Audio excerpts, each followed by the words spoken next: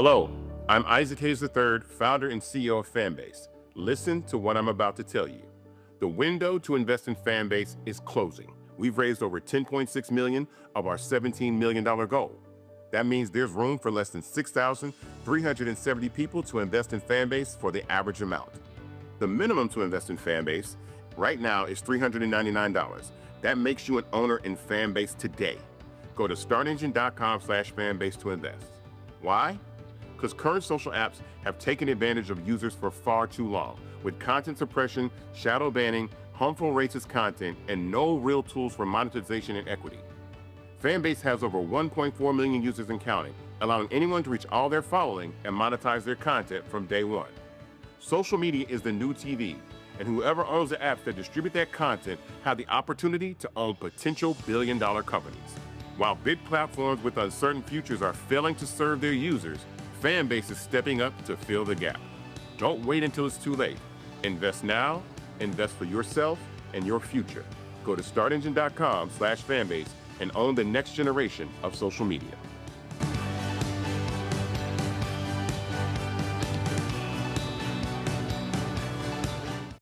Folks, Black Star Network is here. Hold no punches. I'm real revolutionary right now. Support this man, Black Media. He makes sure that our stories are told. Thank you for being the voice of Black America, Roland. Stay black. I love y'all. All momentum we have now, we have to keep this going. The video looks phenomenal. See, there's a difference between Black Star Network and Black-owned media and something like CNN. You can't be Black-owned media and be scared. It's time to be smart. Bring your eyeballs home. You dig?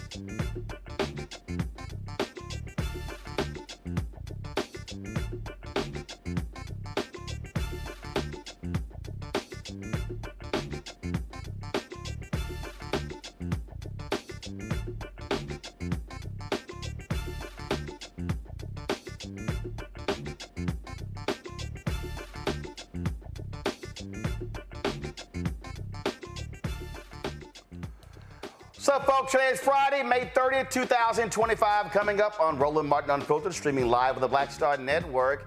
A deadly shooting on South Carolina's Ocean Boulevard leaves 11 people injured, including teens, and one person dead. Community leaders question whether the dead suspect shot the 11 people before police killed him. Tonight, we'll talk with an activist who is demanding answers. The twice-impeached, criminally convicted felon-in-chief Donald Trump moves to end a program that's helped black business entrepreneurs and others for a very long time. This $37 billion program under the Department of Transportation is in trouble because Trump's white nationalists say, oh, it discriminates against the people that get 90% of the federal contracts. Really? Is that what we're doing? Also, on today's show, young black conservative who came on my show a couple of years ago, building a school in Georgia, he's now mad and upset that a job program in his Georgia town has now been wiped out. He's demanding local and state leaders replace the money to save the jobs, and he's demanding that if they don't do it, we get new leadership. But he was the same one who was skinned and grinning at Trump's Black History Month reception. Guess who cut the money? Donald Trump. Oh, y'all know I got a few words to say about this. Also, what are the future of charter schools in this country? The Trump folks are very supportive of it. You got school choice passed in Texas, which really is a scam. We're going to talk, though, about this from an African-American point of view with the CEO of the National Charter Collaborative. So we look forward to that in our Education Matters segment. And I told y'all, I was watching the History Channel. They were talking about Texas independence. All this conversation, literally no mention that slavery was the dominant reason for Texas independence. So why is the History Channel pushing a docuseries that doesn't tell the truth about history? I'm gonna talk to renowned historian Gerald Horne, who wrote a book about Texas independence called The Counter-Revolution of 1836. Folks, it's gonna be a hot show. Y'all better buckle the hell up, because it's time to bring the funk on Roland Martin Unfiltered on the Black Star Network. Let's go. He's got it. Whatever the miss, he's on it. Whatever it is, he's got the scoop, the fact, the find. And when it breaks, he's right on time and it's rolling. Best believe he's knowing. Putting it down from sports to news to politics. With entertainment just for kicks, he's rolling. It's on go, y'all. It's Roland Martin, yeah. Rolling with Roland now. He's funk, he's fresh, he's real, the best, you know he's Roland Martin now.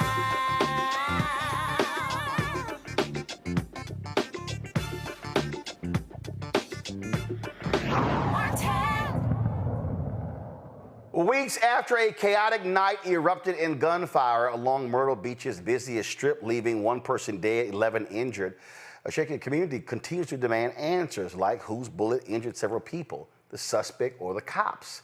Newly released dashcam video from Myrtle Beach Police shows the deadly officer-involved shooting that unfolded just after midnight on April 26 along the popular Ocean Boulevard, when 18-year-old Jarius Davis pulls out a gun, fires 4 shots into a crowd gathered on the sidewalk. Within seconds, Officer Brandon O'Rourke returns fire, firing 5 rounds and fatally striking Davis. The 3 officers involved were placed on paid administrative leave per policy. Brandon O'Rourke, 7 years on the cop, Muhammad El Helwi, 2 years as a cop, and Jeremiah Johnson, 4 years on the force. All have since returned to duty as they continue their investigation, with a final report expected by June 26. Joining us right now is John Barnett, who is a civil rights activist who is also demanding accountability, plus 15-year-old Serenity Chavis, who was shot in the leg that night and is speaking about what happened along with her mother, Kendra Malloy. Glad to have all 3 of you here. So first of all, John, I want to start with you. This is where I am. So you have this shooting. What ballistics report has been done? So are you and others suggesting that the people who were injured, they were all not injured as a result of this shooter. That's correct. That's correct, Roland Martin. And again, thank you for having us on your show again. Yeah, this is spring break, average age 12 to 17. Apparently, 18-year-old had some beef or some words with some other young Afro-American males, and he pulled out his gun. Police stated that he began to shoot. There was 2 or 3 officers behind him, and they began to shoot at him. And unfortunately, 11 people were shot. My law office, Hunter and Everett, in Charlotte, I'm not a lawyer, I'm an activist, they accepted 3 of the cases. So there were multiple people shot. Serenity is one. She's 15 years old. She now is in a wheelchair. She's going back and forth with the crutches. She lives in Laurinburg, North Carolina. She doesn't even live in Myrtle Beach. The other family is Miss Patricia. Her son is named Xavion. He's 13 years old. He was shot 3 times. He was walking with his dad in front of his dad. His dad also got grazed by a bullet as well. Xavion bullet was removed, and the bullet was immediately taken to SLED in South Carolina. And the bullet in his arm, they cannot take it out, Mr. Martin. They actually said that if you remove it, it may mess up a nerve. So you got a 13-year-old kid from Martinsville, Virginia, who has a bullet in his body right now because I think of some carelessness of the cops. And I understand they needed to disarm the individual or take him down, but just shooting in a crowd of, spring break, average age 12 to 17, is just a lot. So we've been asked for answers. I asked for 4 things real quickly. I asked for the officers to be unpaid leave because I think it's some carelessness going on, and that's why they're so quiet. This happened April 26th. I asked for counseling for the 11 victims. 11 people were shot when they aspired to go to Myrtle Beach for funnel cake and ride some amusement, ride the rides of the amusement park and enjoy the water. And they came back home with bullets in their bodies. Second thing we asked for was a meeting with the chief of police. She entertained it. Then she kind of going back and forth. And now SLED's involved. So SLED wanted to meet with me, and they declined to do that. So first of all, what is SLED? People don't know what is SLED. Oh yeah, sorry. It's a special unit. It's like the SBI. Got it. SLED. Yeah. A lot of people don't know what that is. North Carolina, we got the SBI. Georgia got the Georgia Investigative Services, and there's SLED. So that's a higher department that's supposed to investigate officer-involved shootings in particular. And the 2 of the things I asked for was, I asked for counseling, I asked for unpaid leave, asked for a meeting with the chief, and for the body cam to be released. So after 33 days, they had this big climax. They're going to release the video yesterday, and only showed a small video from the body cam, not the body cam, from the dash cam of the car. So in Myrtle Beach is a very popular spot, one of the most richest counties in South Carolina. It's probably the only tourist attraction in South Carolina because nobody goes to South Carolina pretty much for anything, even though I'm from there. They have about 2,000 cameras downtown, Mr. Martin. They have Marriott's and they have coffee shops. And it's like literally, the reporter told me they have 2,000 cameras down there. So to just release just one and not show us what we asked for was the body cam, which is the officers shooting in the crowd. We have yet to get that. And we know that that young man, before he was taken down, may he rest in peace, 18 years old, we know that he didn't shoot all 11 people. And those are the answers we're trying to get. And if they're responsible for that, then they need to just say that. And I think prolonging it is not a good thing. I told them today as I close, I can't go to NASCAR and shoot 11 white people and think I'm going to go home. I'll be in jail right now, especially if the kids are 13 and 15 years old. I really believe I'd be in jail right now. And that's a fact. Serenity, that obviously had to be a shocking, stunning night. Here you are, just trying to enjoy a night out. The next thing you know, you're in the hospital. Yes, sir. So what do you recall happening that night? All I remember is me just standing there trying to go into, it was like a pizza place, and they sell ice cream there too. And I remember me trying to go in there, but the man closed the door in my face, so that he was like closing the shop down. And I know I just turned my back to go, like going towards all the hotels, and I just hear gunshots, and I just start running, and I just hit like a strong wind, just hit the back of my leg, but I'm still trying to run. And then I just look down, and I just see a pile of blood everywhere, and I just drop, and I start screaming for help. and the officers came. There was the one that shot me stood in front of me and told me that he was sorry, and then that's when they started putting like the tourniquet thing on me, and they took me to the hospital, and that's it. That was it. Again, so the fact that you don't know who shot you, was it the suspect, was it the cops, has to be unsettling. This is a fear that a lot of people have, cops indiscriminately firing that and then hitting other people and not the person. That's correct. That's correct. How are you? Are you still suffering from injuries, or are you completely healed from the shooting? Not yet. I'm still on crutches. Still on crutches. Still on crutches. Yes, sir. We certainly hate to have to hear that, and hopefully y'all are able to get some answers real soon from this, because that has to be traumatic for anybody to have to go through and endure. Mm-hmm. John, final question. Have they given y'all a sense of when they're going to wrap this up? Yeah, I told them it's going to take 60 days, 90 days. They told us within 60. Today is like the 34th day. Still no counselors, therapists for the victims. A partially released video. I did, and what's interesting is that 2 days ago, I staged a press conference, and I said I wanted unpaid leave. I don't want these guys sitting on the beach relaxing for 35, 34 days. And ironically enough, just yesterday, all 3 officers have returned, literally 48 hours after our press conference. So now they're back at work, business as usual. And so we're going to, stay on their backs and get some answers. But hopefully within the next 30 days, we should have something. But in the process of that, Trinity has to go, graduate with crutches. Xavion is in Martinsville, Virginia. He's got a bullet in his body. These kids got to graduate. And one of them that's very sad, I've been in conversation with one mother named Christy, I believe her name is, and she said her son was shot and he had a full scholarship. I think he was shot in his side. So it's very, very traumatic experience for all of them. Something they'll never forget. Indeed, indeed. All right, folks, we certainly appreciate it. And let us know what happens next. Sure will.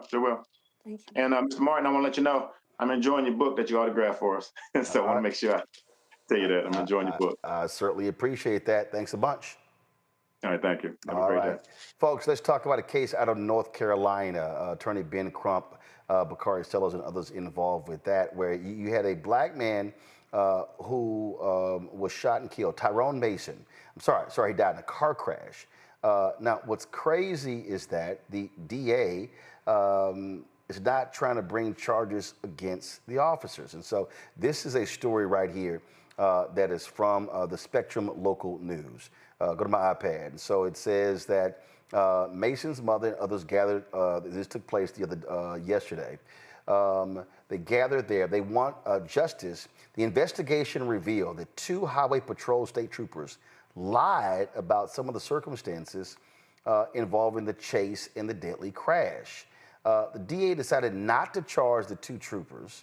They are on administrative leave. But here's what's crazy.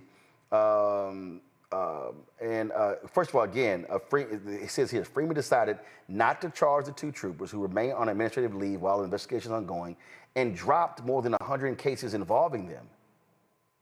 That's weird. Crump and Sellers are calling for the firing of the 2 officers. And again, this man died October 7th in a single car wreck. What's crazy is that the officers were caught on camera trying to figure out how to lie about it. It says here, Macario called in the crash after he said he drove up on it, but investigators found that Macario initially was not truthful with responding officers. They said Macario had tried to pull Mason over for speeding, but Mason accelerated and fled. Macario initially gave chase, but then gave up pursuit. They said Macario's supervisor, Morrison, advised Macario not to tell officers that he had tried to pull Mason over, saying the crash, quote, sounds like Raleigh's problem.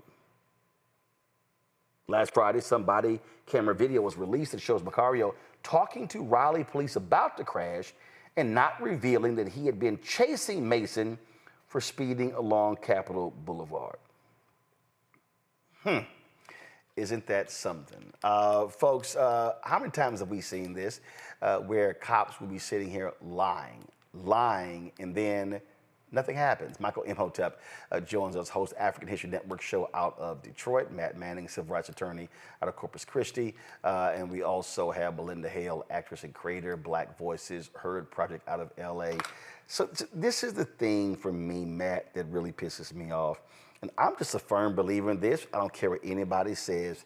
I do not care what the investigation is. I don't care if someone was injured, if it was a misdemeanor, if it was a felony, if someone was a shooting, car crash, someone dies. If a cop lies, I believe that should mean immediate and automatic termination. Yeah, but beyond that, I mean, look, they say the grand jury can indict a ham sandwich, right? It's very easy to get an indictment. And in fact, I met someone today who sat on a grand jury that I presented to. I didn't remember him from that context, but he mentioned to me he'd sat on the grand jury, meaning, people present to grand juries all the time, and they explain to them the way it works is the prosecutor goes in and the state is the only entity that has the right to present to the grand jurors. I tell you that because what I don't understand about this case is how they not only didn't terminate these guys, but how they didn't go in and charge them with the equivalent of, false statement to law enforcement, or it would be not really be perjury, most likely because it wasn't in the court context, but any kind of dishonesty crime. That's why you have these crimes on the books. And, what's interesting in this case is normally you see a prosecutor who's reticent to charge a police officer where they have used deadly force or they've used force, right? Because they always lean on the idea that it was quickly evolving. Maybe the officer had some reason that, he or she readily believed that somebody was facing them with force. This is not that circumstance. This is, if you tell the truth, you most likely just get in trouble for an internal policy violation where your police department says, we don't give chase, or we don't give chase after they reach a certain point, and then Raleigh takes over. And at best, at worst, really, what you're getting is you're getting disciplined for potentially not having followed your department policy. But instead, what you've done is lie. And I don't understand how this prosecutor is not getting a lot more flack, because this is the case where it is easiest to hold law enforcement accountable. It doesn't require you having some big political, profile and courage. It just requires you to say, you said X, and that's easily provable to not be true. And because you're law enforcement, we hold you to a higher standard. We're therefore going to charge you with false reports of law enforcement or obstruction of justice or something in that vein. So I think that's the real tragedy here. And dropping the charges, a lot of your viewers may not know this, but often when a police officer is found to be dishonest, the prosecutor will do that. They will no longer take his or her cases because they're no longer a credible witness. But the failing, I think, here is not going a step further and showing the community that you're going to hold an officer accountable when he lies in a material way. He lied about something that led to this charge, or rather this chase where this gentleman died. And all he has to do is tell the truth. And at worst, he's in trouble for a policy violation. So I don't understand how the prosecutor did not think this was the perfect case to charge them for being dishonest, where they were easily able to disprove it. Melinda, it's no shock to me because a lot of DAs, they don't like to charge cops because they need cops for their other cases. This is the fundamental problem that we see with local DAs. And then the problem is, now that you got this idiot in the Oval Office, they don't give a damn about holding cops accountable on the federal level. Right. And as you said before, we've seen cases like this before where cops try to fabricate situations to justify their actions. And as you also just said, I was going to mention, Trump administration has already talked about giving police officers full immunity for quote unquote doing their job. And so it does come into question, when is accountability going to be a part of the conversation? Is honesty a part of the job description at all anymore? So I'm not, unfortunately, surprised by this. It just makes me wonder how many more times we're going to see this. Michael, Michael? Yeah, this is a very disturbing case when you look at this. I looked at the article from Spectrum News. The 180 cases involving this officer Macario were dropped by the prosecutor. So that right there, that is another investigation should follow that. And then also his supervisor, from the same article, it said the supervisor, Macario's supervisor, advised Macario not to tell officers that he had tried to pull Mason over, saying the crash sounds like Riley's problem. So to me, that sounds like withholding evidence at the same time. Right. So this is mind-boggling, but I'm glad Benjamin Crump is on this case exposing this. And this is in the era of Trump saying he's going to unleash the police, which was a campaign promise. He said that in April 2024 in Wisconsin on the campaign trail. Okay, and his Department of Justice, when they're backing out of consent decrees with Louisville and another jurisdiction, this is opening the floodgates for police to think they can do whatever they want and get away with it. Oh, that's exactly what it is. And so, I mean, folks, this is why we do these stories. They need attention. Unfortunately, you don't see a lot of this. And we saw what happened with Ronald Greene, Louisiana, when those state troopers lied about what happened to him. They claim he died in a car crash when they actually viciously beat him to death. And you have not seen justice served in that case as well. So that's exactly what we're dealing with here. All right, folks, got to go to break. We come back. Education Matters segment. We're going to talk about the future of charter schools, specifically as it relates to African Americans. And we'll talk about that. Plus, a black conservative in Georgia was skinning and grinning along with the other members of the Help at Trump's Black History Month reception, is now angry about a jobs program being shut down. Who shut that down? Trump. Why he ain't saying nothing about Trump? Ooh. Yeah, I got something to say. It's time to bring, we'll be right back, Roland Martin on Filter on the Black Star Network. This week on A Balanced Life with Dr. Jackie, we're talking all things faith, family, and fatherhood. Men step in and out of our lives in a variety of ways as fathers, uncles, cousins, and different ways in which we enjoy their company and presence, and in other ways when they get on our nerves. This week on our show, we'll be talking about what it means to be a father, how women can support the men in their lives, as well as how do we heal the wounds that we've had from poor conversation, lack of desire, and all of the other ways that we sometimes as women check out and cause our men to feel emasculated. That's all this week on A Balanced Life with Dr. Jackie.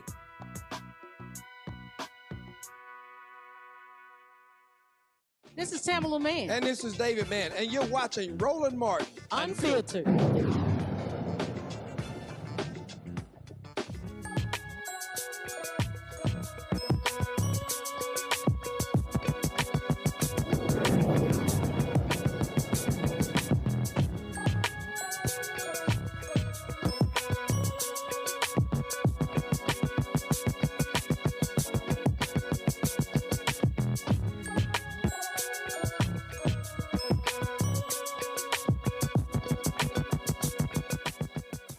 Folks, in Oklahoma, they tried to launch a religious charter school. Well, the Supreme Court voted 4-4.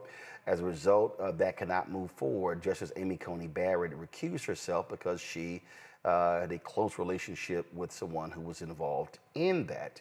As a result, that as folks, again, talking about the future of charter schools, you have an administration that claims they support school choice. You've got Republicans in Texas who just pushed through a massive so-called school choice bill that I actually call a scam bill. And we're seeing this, and there are lots of issues that are around charter schools, the effectiveness of them, but also the impact for African Americans. Naomi Shelton is the CEO of the National Charter Collaborative. Glad to have her here. So Naomi, first and foremost, the thing here is that religious charter schools, look, that violates the separation of church and state. But the reality, this is a 4-4 decision. If somebody in another state decides to open a religious charter school, that's going to get sued. It's going to go up. And Amy Coney Barrett won't have to actually recuse herself.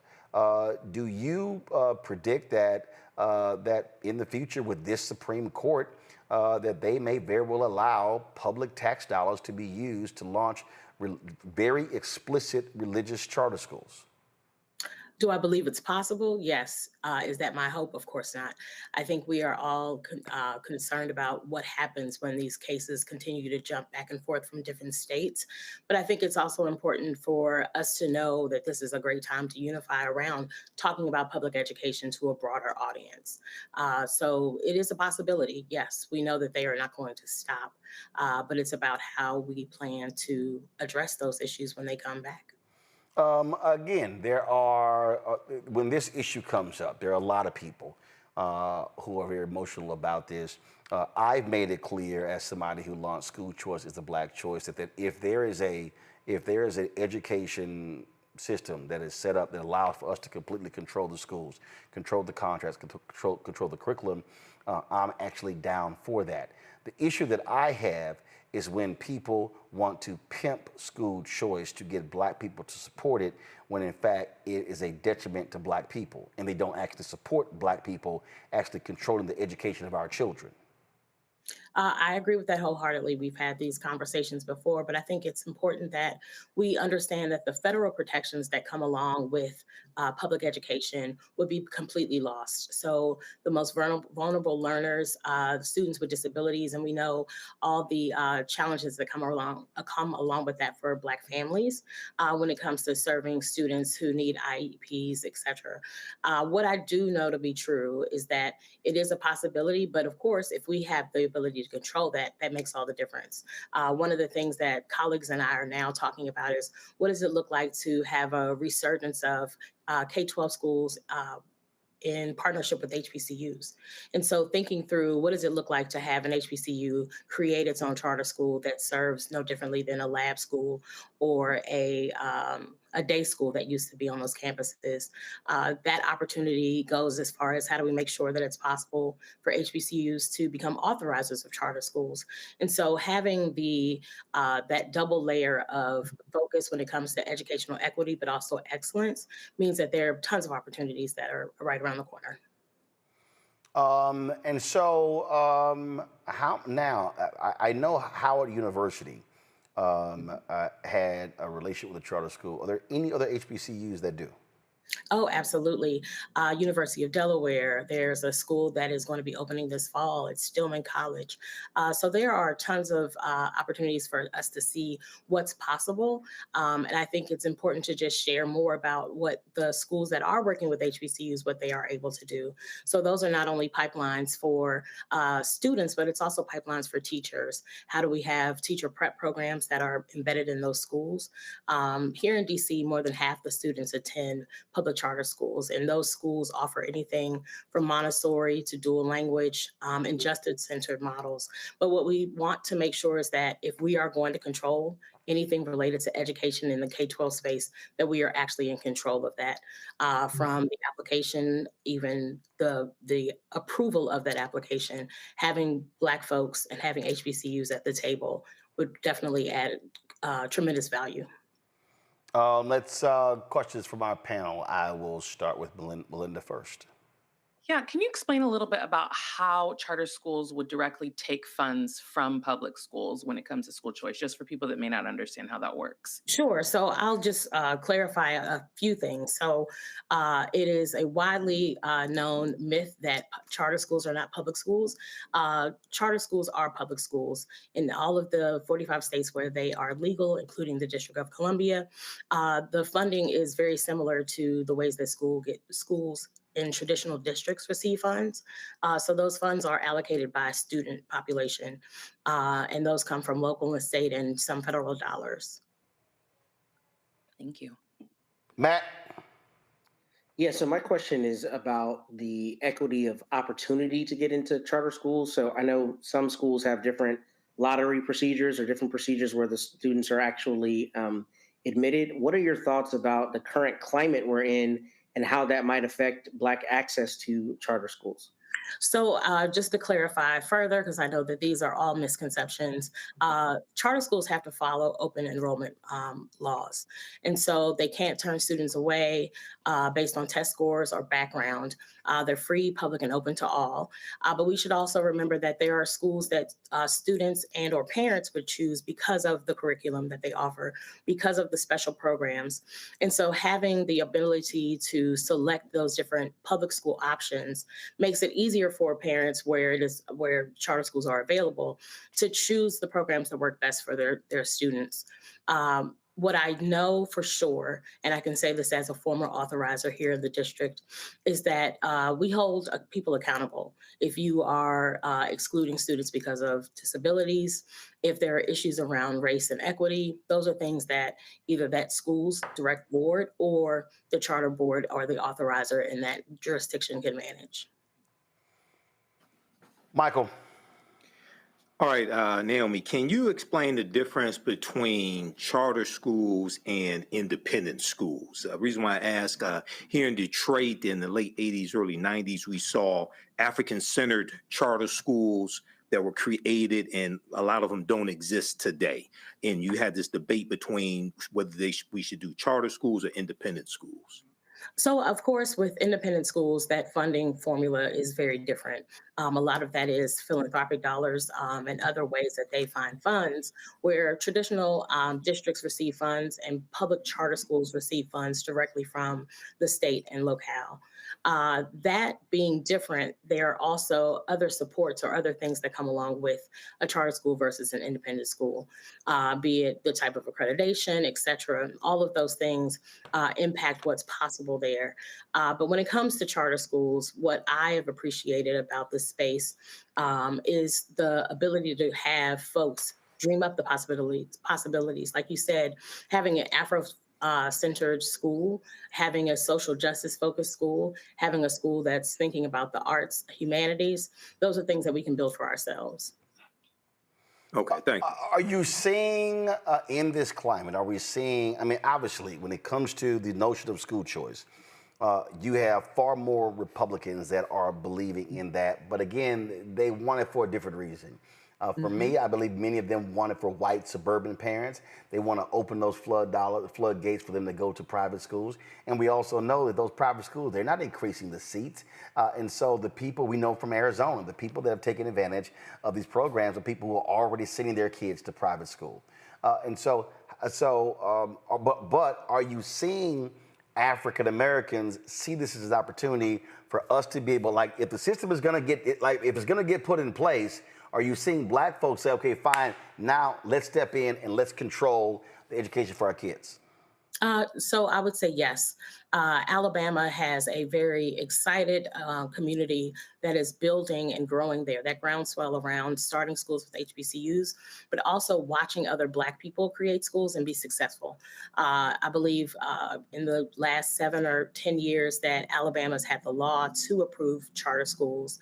I would say more than 80% of those schools are homegrown and or founded by someone Black. So there's always an opportunity. People see the chance to do this. If they see someone do it successfully, that increases that chance. But what I do want to point out is that everything right now just feels like it's in limbo because of where the administration is. We received an increase in the charter school program, which is the federal funding that goes towards charter schools, their incubation, et cetera.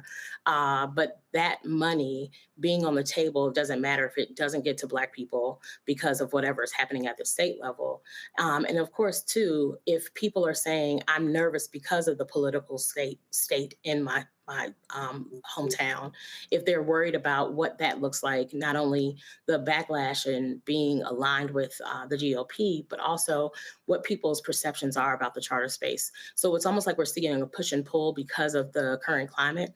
But I know of at least 4 schools in the South that are in discussion and or planning to open in the South. The issue that I have with what's happening in Alabama is that the people who are in support of school choice and charters spent a lot of money trying to get that law changed, and then they left. They abandoned the state. And I've held town halls there. We held town halls in Montgomery, in Birmingham, in Selma.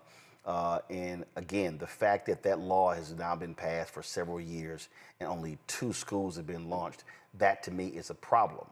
And so are you seeing the charter school movement, these various funders, these organizations, are you seeing them put an emphasis on the state to be able to walk people through the process, be able to help them with their applications, help them with their curriculum and their governing, things along those lines? That to me, I saw that firsthand, and that actually pissed me off. No, so I want to clarify that Alabama now has, I believe, 18 schools, and that's just in that short window of time. What I am seeing is an interest from philanthropy. I know that I've been in conversations with some philanthropic partners that are putting money into this space, but also recognizing that there are other issues that we have to address in public education in terms of where NAEP scores were, et cetera. So there's that on the philanthropic side, and then what's happening in Alabama. Alabama is also an example of where incubation is a part of what that charter school organization, the charter support organization there. So New Schools for Alabama is focused on not only the support of the existing schools, but anyone that is looking to incubate an opportunity. That in and of itself, and what is happening with HBCUs there is happening because of that charter support organization. We have the same thing, and it looks a little different, but here in DC, we also have folks that work on incubation of schools, and what does it look like to continue that support beyond that. Organizations like mine, the National Charter Collaborative, also support single site charter leaders of color. We work directly with small networks, anything less than 5 schools, to not only think about building community for them, but also the capacity of those leaders to sustain themselves, which then gives, again, people the opportunity to see that that is happening and that is something that they can also pursue. Question, I have been asking this question for years and nobody can seem to give me an answer. How many black, not black run, how many black controlled charter schools are there in America, and what state has the most? So I would say data-wise, because of revocations, et cetera, this number is probably going to change. But in terms of Black, Brown, and Indigenous-led schools, there are more. I know. No, I don't want to know Brown. I don't want to know Indigenous. I want to know Black. Black. So there are 75% of the schools that are led by people of color are led by Black people. So I could do the math for you, but I was an English major. So I'll say overwhelmingly the number of schools, which is in the high 500s, 75% of those are run by Black people. Now, okay. Now, again, this is where when you say run by Black people, what I'm talking about are Black people controlling the school. I would say an overwhelming number of those schools are also Black controlled. You could see Friendship Public Charter Schools here in DC, the schools that I named in the South. I know Clarksdale Prep, which is in the Delta of Mississippi. That school is Black run. And a lot of these schools are not only Black run, but run by HBCU graduates. You see that their boards consist overwhelmingly of Black people. So yes, they do exist. I will actually get those numbers for you.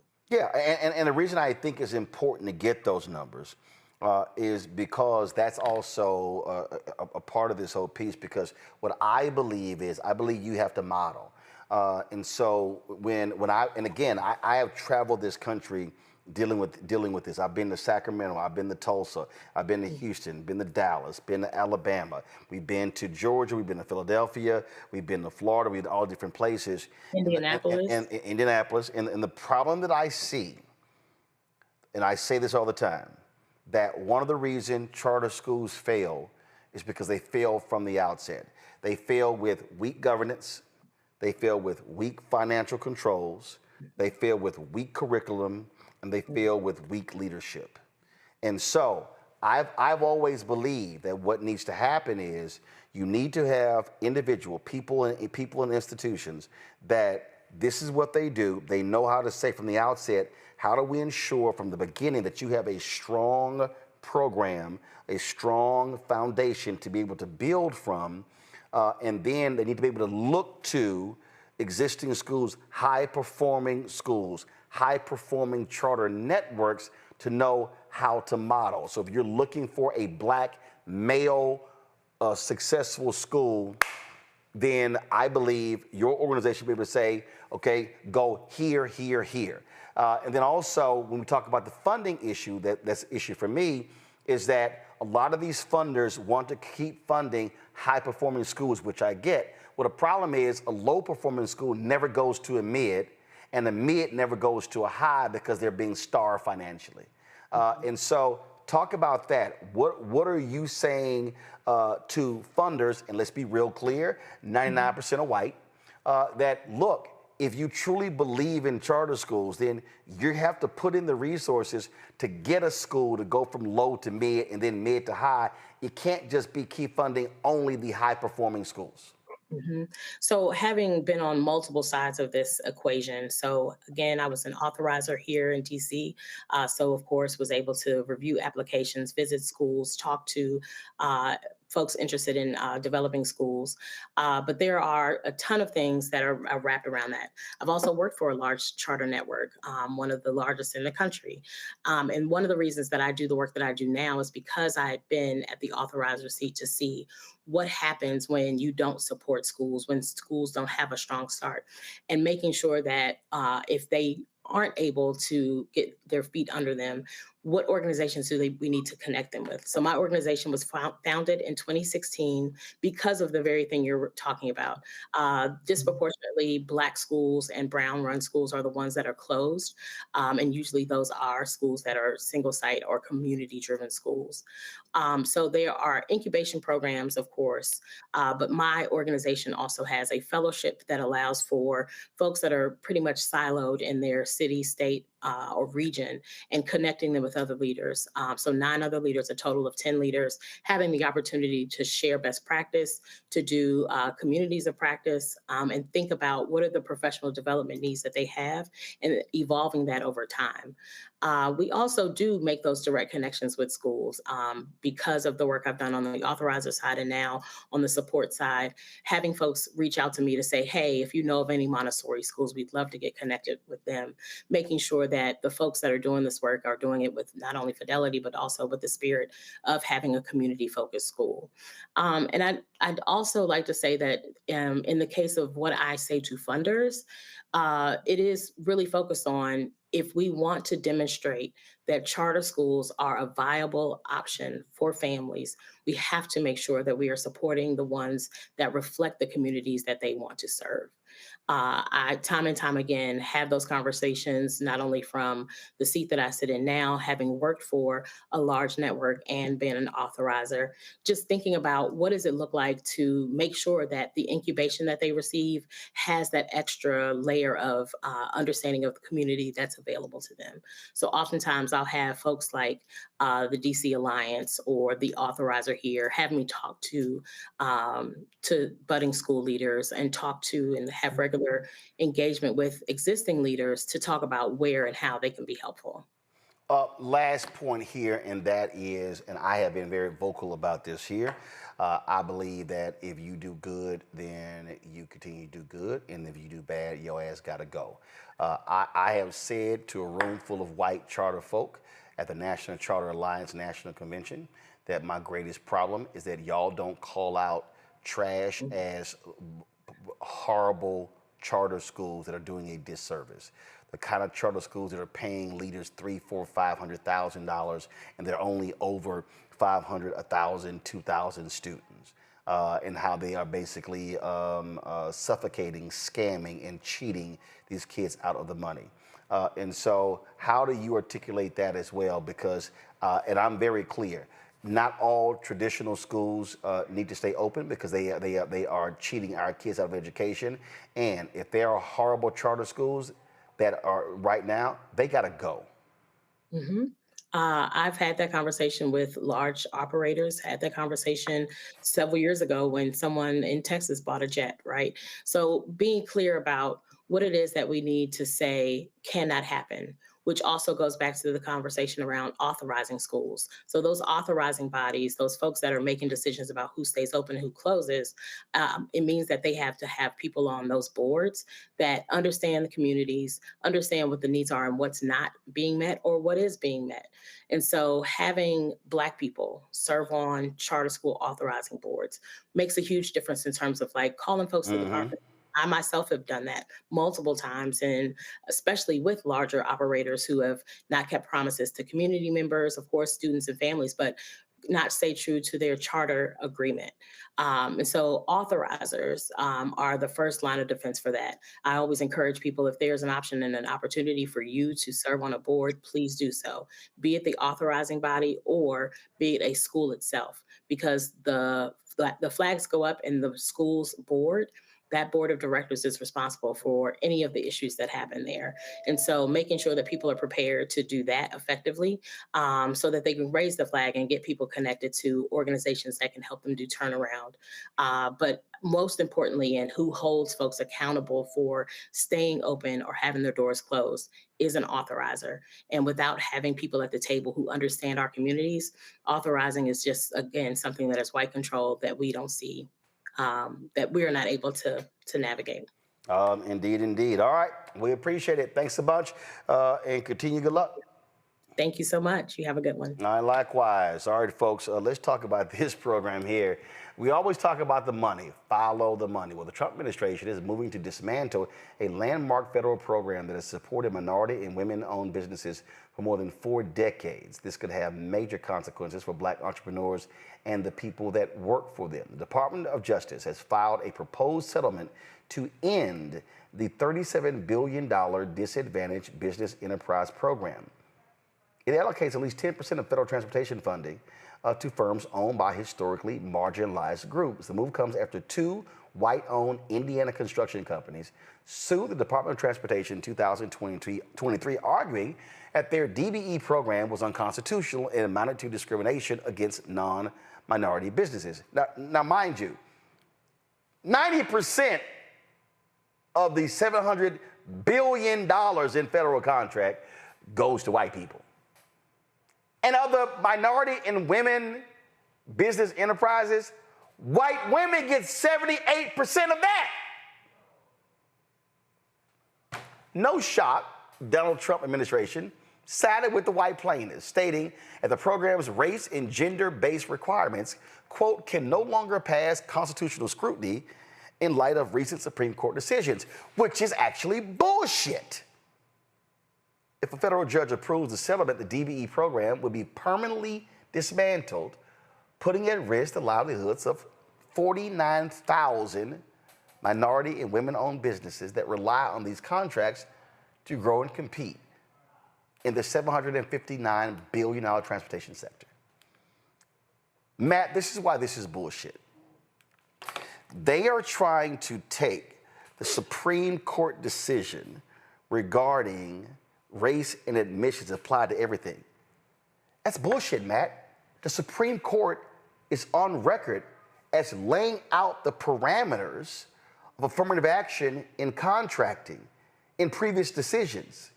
So this college admissions ruling should have no bearing on the other programs, which the Supreme Court has already established precedent. Now, they can always overturn that precedent, but to say that the college admissions Supreme Court decision now impacts every other is a lie. Which is exactly why they're framing it this way, to try to extend or modify the law. There's a rule in the federal rules of civil procedure that says you can try to modify existing law in certain circumstances, and that's what they're trying to do. They're trying to engraft that upon any issue where there is a racial component to it, or they think there's an affirmative action component to it, and they're trying to take that logic and attack every single thing, a la Edward Bloom, which we know he's doing and others behind that movement are doing. And I have really 3 thoughts on this. The first is, I had a conversation this week. I didn't realize that she had said this, but Nicole Hannah-Jones apparently said something I think very profound that's appropriate here. She said, what you're seeing the language of civil rights obviously being co-opted by white plaintiffs trying to turn things on their head. And that's exactly right, because if you look at this complaint, in this complaint, they cited that, quote, disfavored groups are being disadvantaged by, quote, preferred racial groups. It's crazy that they would frame it that way because they're calling the white people here disfavored. But just like you said, the imbalance is so egregious. I mean, 90% of that $7 billion is going towards white firms, then it stands to reason that is de facto the favored group. So to use that language is to turn it on its head and to try to extend that law. But the other thing about it that's bogus is that the Trump administration is apparently on record in this court filing saying that this was patently unconstitutional. Now, Roland, every day of the week, they file some asinine lawsuit that is patently unconstitutional, or really, he files an executive order that on its face is unconstitutional. We're seeing the courts continue to say they're doing things unconstitutional, and they're talking out the other side of their head this time when they say that this is unconstitutional, and that's why they're ending the program. So there's not only cognitive dissonance, but there is flat out dishonesty because they choose to do things that are unconstitutional when it's ideologically consistent with what they want to do. And otherwise, they're trying to beat the drum the other way. And you cannot have that. Michael, you remember this bullshit right here? The Platinum Plan. Opportunity. By achieving historic employment levels for Black Americans as well as increasing access to capital for new businesses, Trump has been committed to ensuring all Black Americans can achieve the American dream. Remember, he claimed 3 million new jobs, creating 500,000 new Black-owned businesses, increased access to capital in Black communities by almost $500 billion, blah, blah, blah, blah, blah. All the Black economic empowerment and access to capital.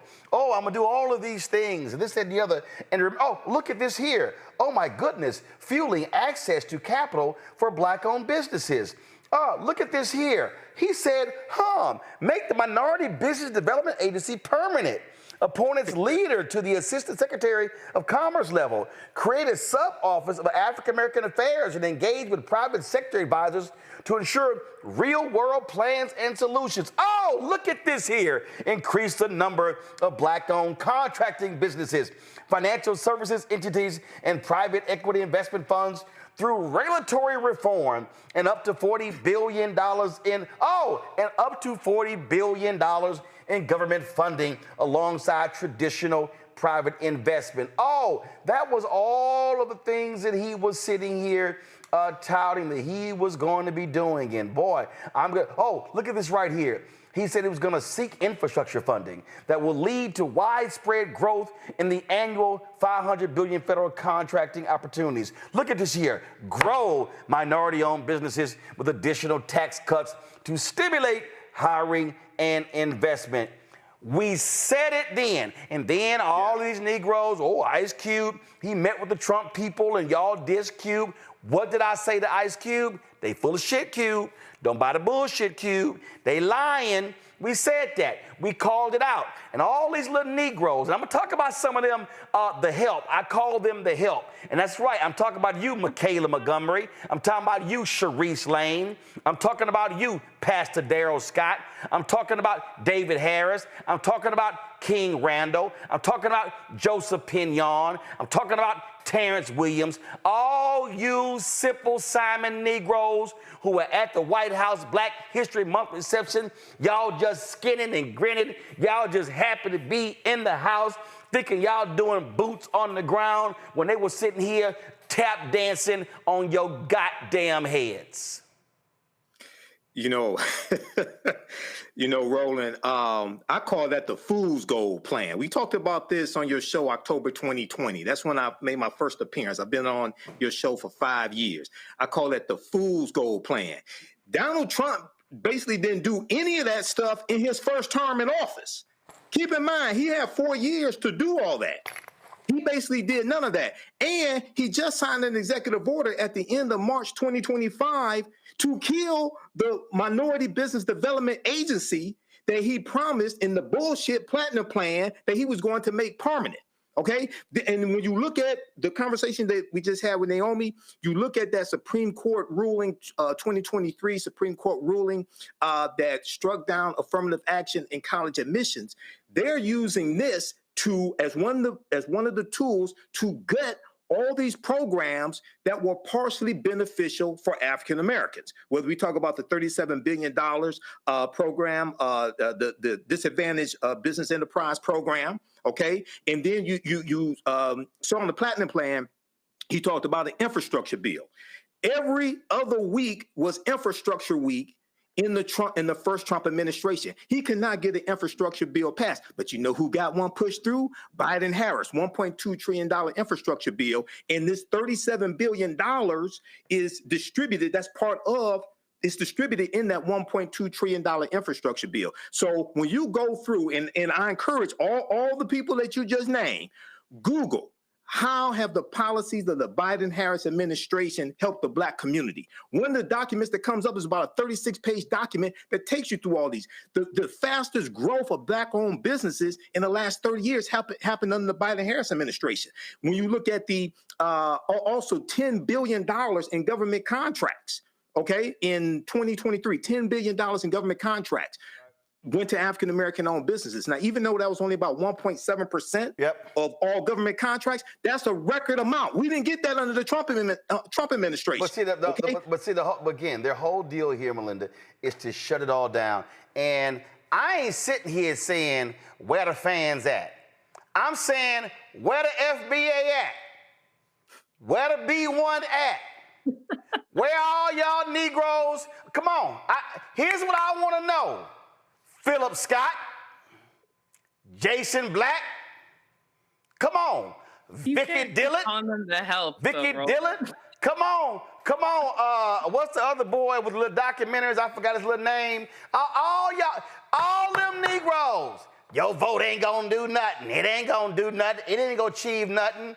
Really? And these are saying, hold up. Where your punk ass at, Boyce Watkins? All y'all ran y'all mouths. Y'all was shitting on Kamala, shitting on Biden. Y'all was sitting there, all of y'all nonsense. And we told y'all, voting has an impact. And then y'all run it. So I love the same Negroes. Yeah, I'm specifically, because see, normally I don't even say nothing about his sorry, trifling ass.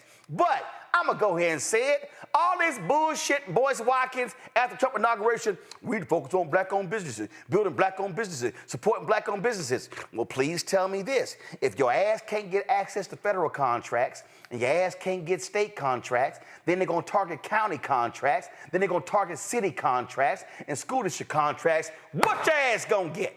Oh, I'm sorry, because when they also shut down DEI, now you can't get corporate. So I just want to know, all of y'all support Black-owned businesses, Negroes who shitted on Harris and saying, damn her, and you, well, I ain't say vote for Trump, but that's what you were saying indirectly. I just want to know, if to shut down this program, forget the contracts. So again, we're seeing loss of contracts in corporate, loss of contracts in federal. Republicans are controlling the red states where Black people are. So what do you think they're going to do next in Texas, Louisiana, Mississippi, Alabama, Florida, Tennessee, South Carolina? Republicans control North Carolina legislature. What do you think is going to happen in Arkansas? What do you think? That's all I'm trying to understand. But we would call shields. We would call kiss up to the Democratic Party. See, all you so-called wannabe fake-ass radicals, super-duper revolutionaries, here's what I want to know. Every Black person can't sell incense. Every Black person can't have a T-shirt business. Every Black person can't sit here. So I just want to know, what businesses do y'all think Black people can actually create? And here's the reality that nobody wants to own up. The United States economy is a $30 trillion economy. Black people do not have enough money to solely fund Black people. Right. It's just a fact. If Black spending power is $1.6 trillion, and if we know that most Americans are spending half of their income on housing, boom, 1.6 is now cut to $800 billion. So we ain't got the food, We ain't got the clothes. We ain't got to any of that stuff as well. So the point I'm saying is you cannot grow a black business sector if you're only serving one community. And when you're getting X'd out, and now we're talking engineering firms, architecture firms. Now we're talking about contracts with DOD. Now we're talking about contracts with every federal government agency. Please tell me what's going to happen, but we were shields. We were sitting here, oh, we were on the plantation. Oh, we were sitting here kissing up to Kamala. All this shit has happened, and we ain't even hit the 6-month mark of this white supremacist administration. Mm-hmm. Well, there are a couple things I want to respond to. First, Michael, I do love that you did point out how Trump did not do anything in those 4 years in regards to the Platinum Plan. And that's also the excuse that people used for Kamala, but they didn't give her the chance when she wasn't even president in the first place. So I do love that you pointed that out. But I think that this is a clear move to obviously block Black people specifically, but also women and minorities from just achieving any form of economic success. Yep. It's just a way to strip away the support that we need to level the playing field, because they don't want us to level the playing field. They want to gaslight us to make it seem like we don't have enough money, we don't have the infrastructure, we don't have the good businesses. Sustained. It's a way for them to continue to control us. And the reality is that we've had generations of exclusion and discrimination that have kept us from allowing our Black businesses to succeed. And that's exactly why they are getting rid of this help, because they don't want us to surpass them in any way. They don't want us to achieve any form of success. Do all y'all on the show, do y'all remember? Let me just go ahead and pull this up, because I think a lot of people just seem to forget. So just in case anybody is sitting here saying, you know, I don't know about all that Roland, just go to my iPad. See, if y'all go right now to YouTube and type in Roland Martin defund Black America, you are going to see these are the segments that we did. We've done thus far where I said Trump wants to defund Black America. Oh, I laid it all out. I'm sorry, what is this right here? Oh, this is called White Fear, how the browning of America is making white folks lose their minds. Everything in this book I've been saying since 2009. The book was published in 2022. You can get it on Audible as well. Oh, I'm sorry. What was I saying in this book? They're going to be attacking every single economic program that Black people have been able to participate in. Oh, and let me be real clear. I'm not saying those programs have been amazing, have been great, have been wonderful. My point is they actually exist. Last point I'll make before I go to break, this is also for you Simple Simon some bitches out there who was sitting here talking all this shit, calling all this out. We all saying, well, see, all that stuff, that ain't got down to the brother and the sister in the hood. That's also a lie. Because you know what? When you own a Black-owned business, you're likely going to be employing Black people. That means somebody not only is a VP or a COO, a salesperson, they also might be an assistant or a receptionist. That means that they now have a job and they are also funding other family members. It also means that, well, where else are you going to go? Oh, those same Black-owned businesses are funding Black institutions. Those same Black-owned businesses are creating economic opportunities and funding HBCUs. They are tithing in churches. They are supporting Black organizations. Oh, I'm not talking just about the Divine Nine. I'm not talking just about Alpha and AKA and Delta and Omega and Kappa and all the Divine Nine. I'm not talking just about Prince Hall Mason. I'm not talking just about the Lynx or Jack and Jill or the top ladies of distinction. See, all y'all punk ass, the Black Boulevard. Y'all don't know shit about Black people. Y'all don't know shit about how Black people, how things are funded in the Black community. And the underpinning of the Black middle class and the Black lower class has literally been access to contracts. On top of that, it has been access to jobs in government, federal government, state government, city government, county government, school district government. So what then happens when you begin to whack those particular jobs? What begins to happen when you whack those jobs? Oh, I'm sorry, they start getting laid off. Oh, I'm sorry, What then happens?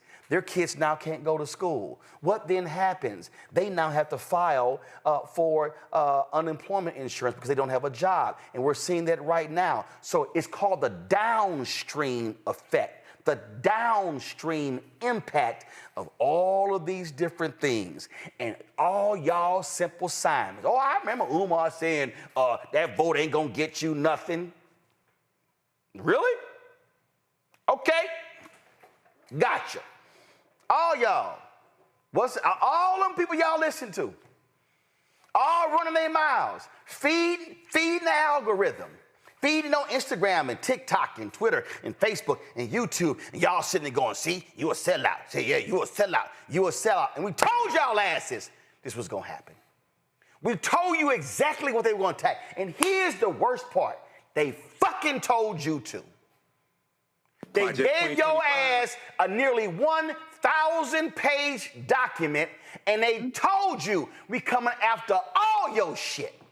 And y'all run the fuck around with your little, talking Black Wall Street, Black Wall Street. Oh, yeah, we need to give back to Black Wall Street. Well, tell me this here. How you gonna build some shit without some contracts? See, y'all, the same simple Simons. Oh, yeah, see, you got $350,000 from the Kamala campaign. And yeah, you got that. It's called advertising. You know who also got advertising? Disney, Comcast, Sinclair.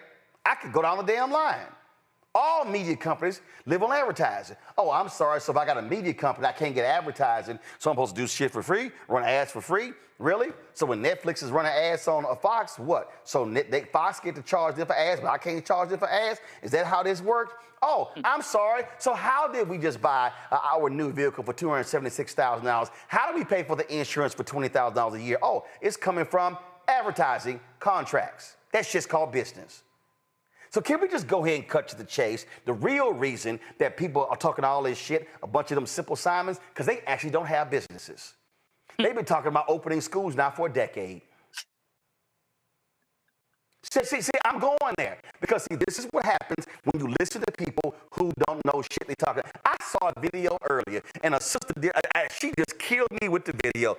She said, don't y'all notice? She said, very few people go from employee to entrepreneur. She said, your ass was never a middle manager. You ain't never seen a P&L statement. You ain't never seen a damn spreadsheet, but now you want to be an entrepreneur because you think a business card says CEO, and now you the boss, and now you running some shit. No, that ain't the case. Oh, I know somebody sitting there saying, damn, dog, you on one. Yeah, I'm on one because we told you, dumbasses, what was going to go down. We told you what they were doing. We told you that they were pissed with the advancements of Black America. We told you they did not like 2043 and the estimate saying America's going to be a nation majority people of color. We told y'all that. So that's why they hate the Haitians in Springfield. That's why they can't stand Black and brown immigrants coming into this country, because they like, nah, this our shit. We told y'all what the scene from the movie The Good Shepherd, when Matt Damon said, when Joe Pesci said, we got this and they got this. What y'all got? They said, we got the United States of America. The rest of y'all just visited.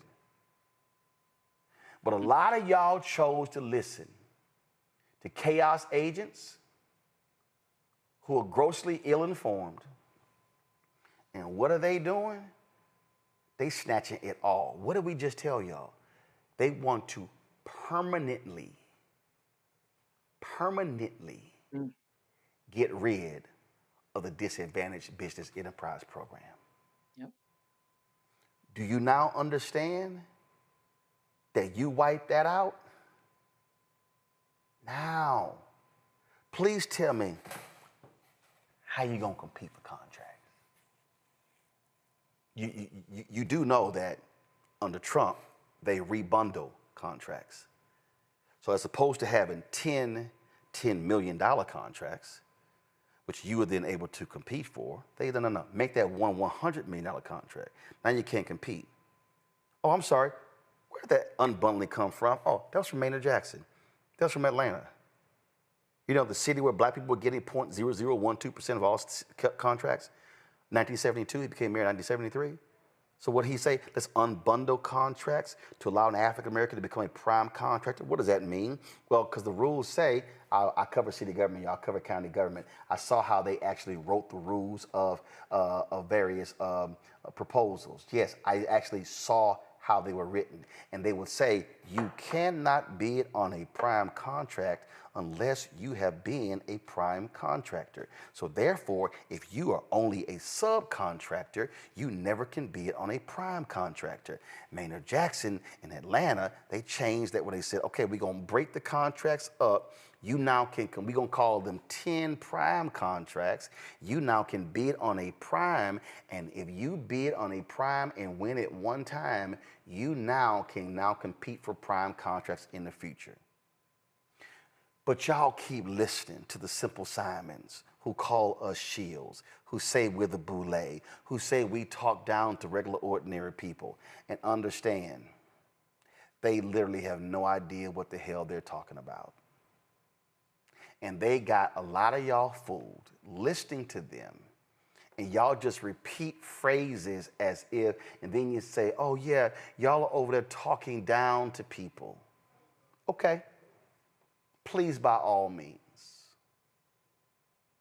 tell me what's gonna happen when a $37 billion initiative is wiped out.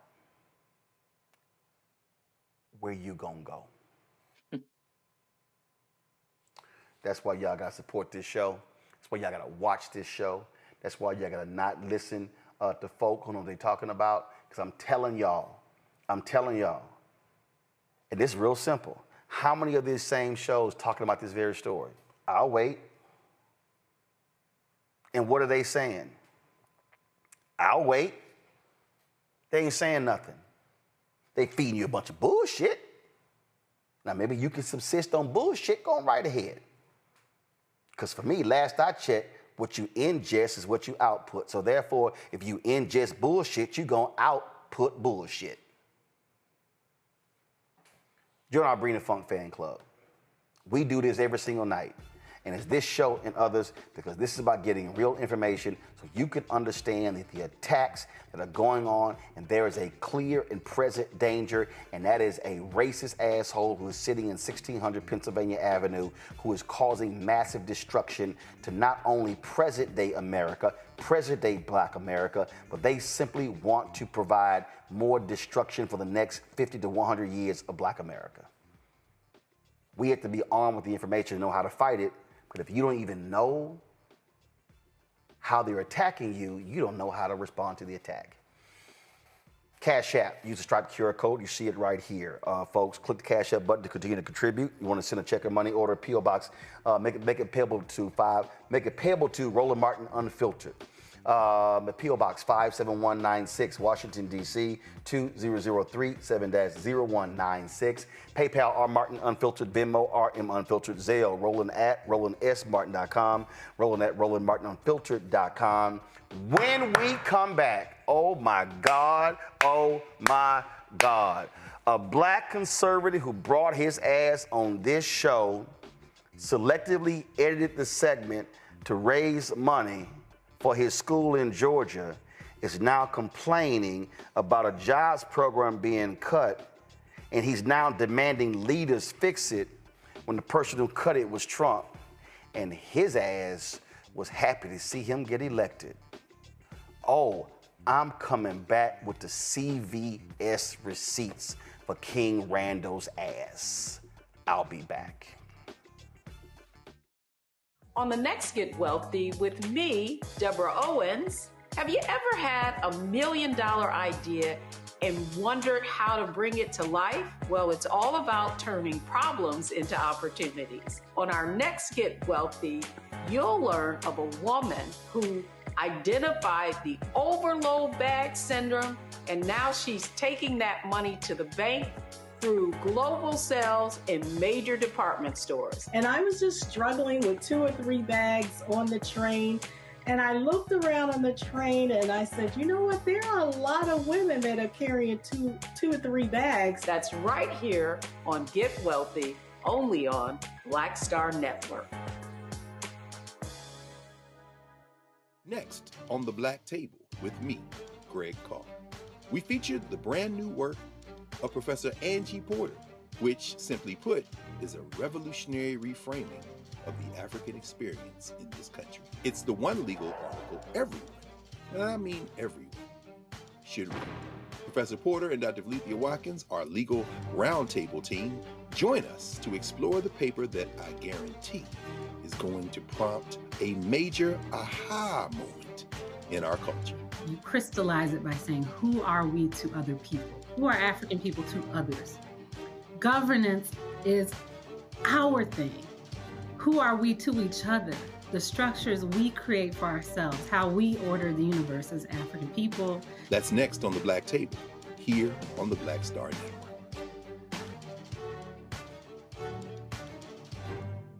This week on A Balanced Life with Dr. Jackie, we're talking all things faith, family, and fatherhood. Men step in and out of our lives in a variety of ways as fathers, uncles, cousins, and different ways in which we enjoy their company and presence, and in other ways when they get on our nerves. This week on our show, we'll be talking about what it means to be a father, how women can support the men in their lives, as well as how do we heal the wounds that we've had from poor conversation, lack of desire, and all of the other ways that we sometimes as women check out and cause our men to feel emasculated.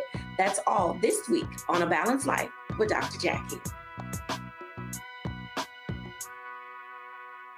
This week on The Other Side of Change. Mass incarceration, Trump administration is doubling down on criminalization, and how it is profitable. And there's something really, really perverse about saying that we need to put people in cages in order for other people to have jobs. Like, that is not how our economy should be built. Only on The Other Side of Change on the Black Star Network.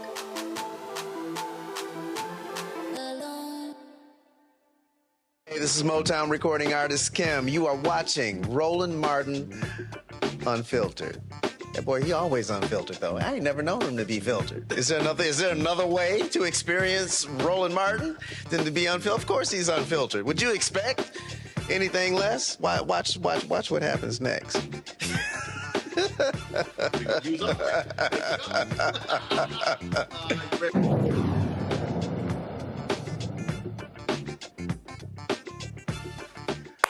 All right, y'all. So, I was on Instagram a little bit early, and I came across this video.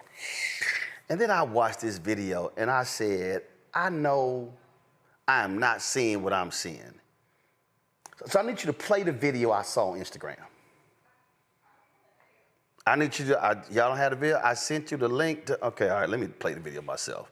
Because y'all, I saw this video, when I say I was hot, when I saw it, I said, I can't believe what I'm seeing. This nonsense that I'm seeing from this person right here, posted on Instagram. And I'm like, I know that is not who I think it is, posting what he just posted. And then I looked at it and I said, oh, that is him. I can't believe he posted that video. So let me go ahead and show y'all this, because I want y'all gonna trip. Y'all gonna trip. Watch this video. Is closing here in the city of Albany, and that leaves us with a little over 500 students that were here on this campus, and 19% of those students are labeled as homeless. We have a little over 250 jobs that'll be leaving the city of Albany. And while this is not the city of Albany government's fault, this is a time for our local and state leadership to step up, because we'd be stupid to act powerless in this situation. Because while this school is still here, while this building is still here, while this campus is still here, what could this become? Could this become a Southwest Georgia regional hub for trade skills training? Could this become something major that the city brings on to start training workforce? Because if we're training workforce, then we can invite industry to come here. But if we don't have any workforce for industry, they'll never come. But if Doherty County school system could train workforce in adults, why can't the city of Albany do the same thing? So my question to leadership is, are we going to allow this opportunity now to pass us by, or are we going to lead? Are our leaders going to lead? And if they don't want to lead, they need to step aside and let somebody else do it. Oh, he said that if our leaders are not going to lead, they should step aside and let somebody else do it. That's interesting. Now, when I saw it, I remember when he came on this show after he was going at me on Twitter, when he was supporting the Republicans in Georgia voter suppression bill, and he was talking shit with another black conservative. Then they say, well, he ain't gonna never put us on the show, and I invited his ass on the show. Then he tried to change his tune when he came on the show. Roll it. Joining us right now is King Randall One, founder of the X for Boys organization based out of Georgia. So, King, explain why in the world you're conservative, correct? Yes, sir. So please explain to me why this bill, why Republicans are pushing for a voter suppression bill when last year we saw record turnout in Georgia, record turnout. So why would they want to restrict voting when you just had record turnout in Georgia? Well, let me start off by saying you had me mistaken. I'm not a Republican. I do consider myself conservative. No. Actually, I didn't say Republican. I said you're conservative. Okay. I said you're conservative. Right, absolutely. That's what I said. Right. Yeah, I was saying that because you called me a Republican on Twitter. However, with this particular bill, I don't consider voting my particular fight. I do consider voting an asset to us and maybe something we can use as a tactic to help. But as far as us pushing voting all the way out, like voting is going to be some systemic change for the black community, to me is not the way to go. If you look at the human anatomy of the body has its many different parts. And I do respect you guys' fight, in regards to voting, but I don't consider myself fighting for the right to vote that much. Because do you not vote? We hadn't got anything. Do you not vote? Government.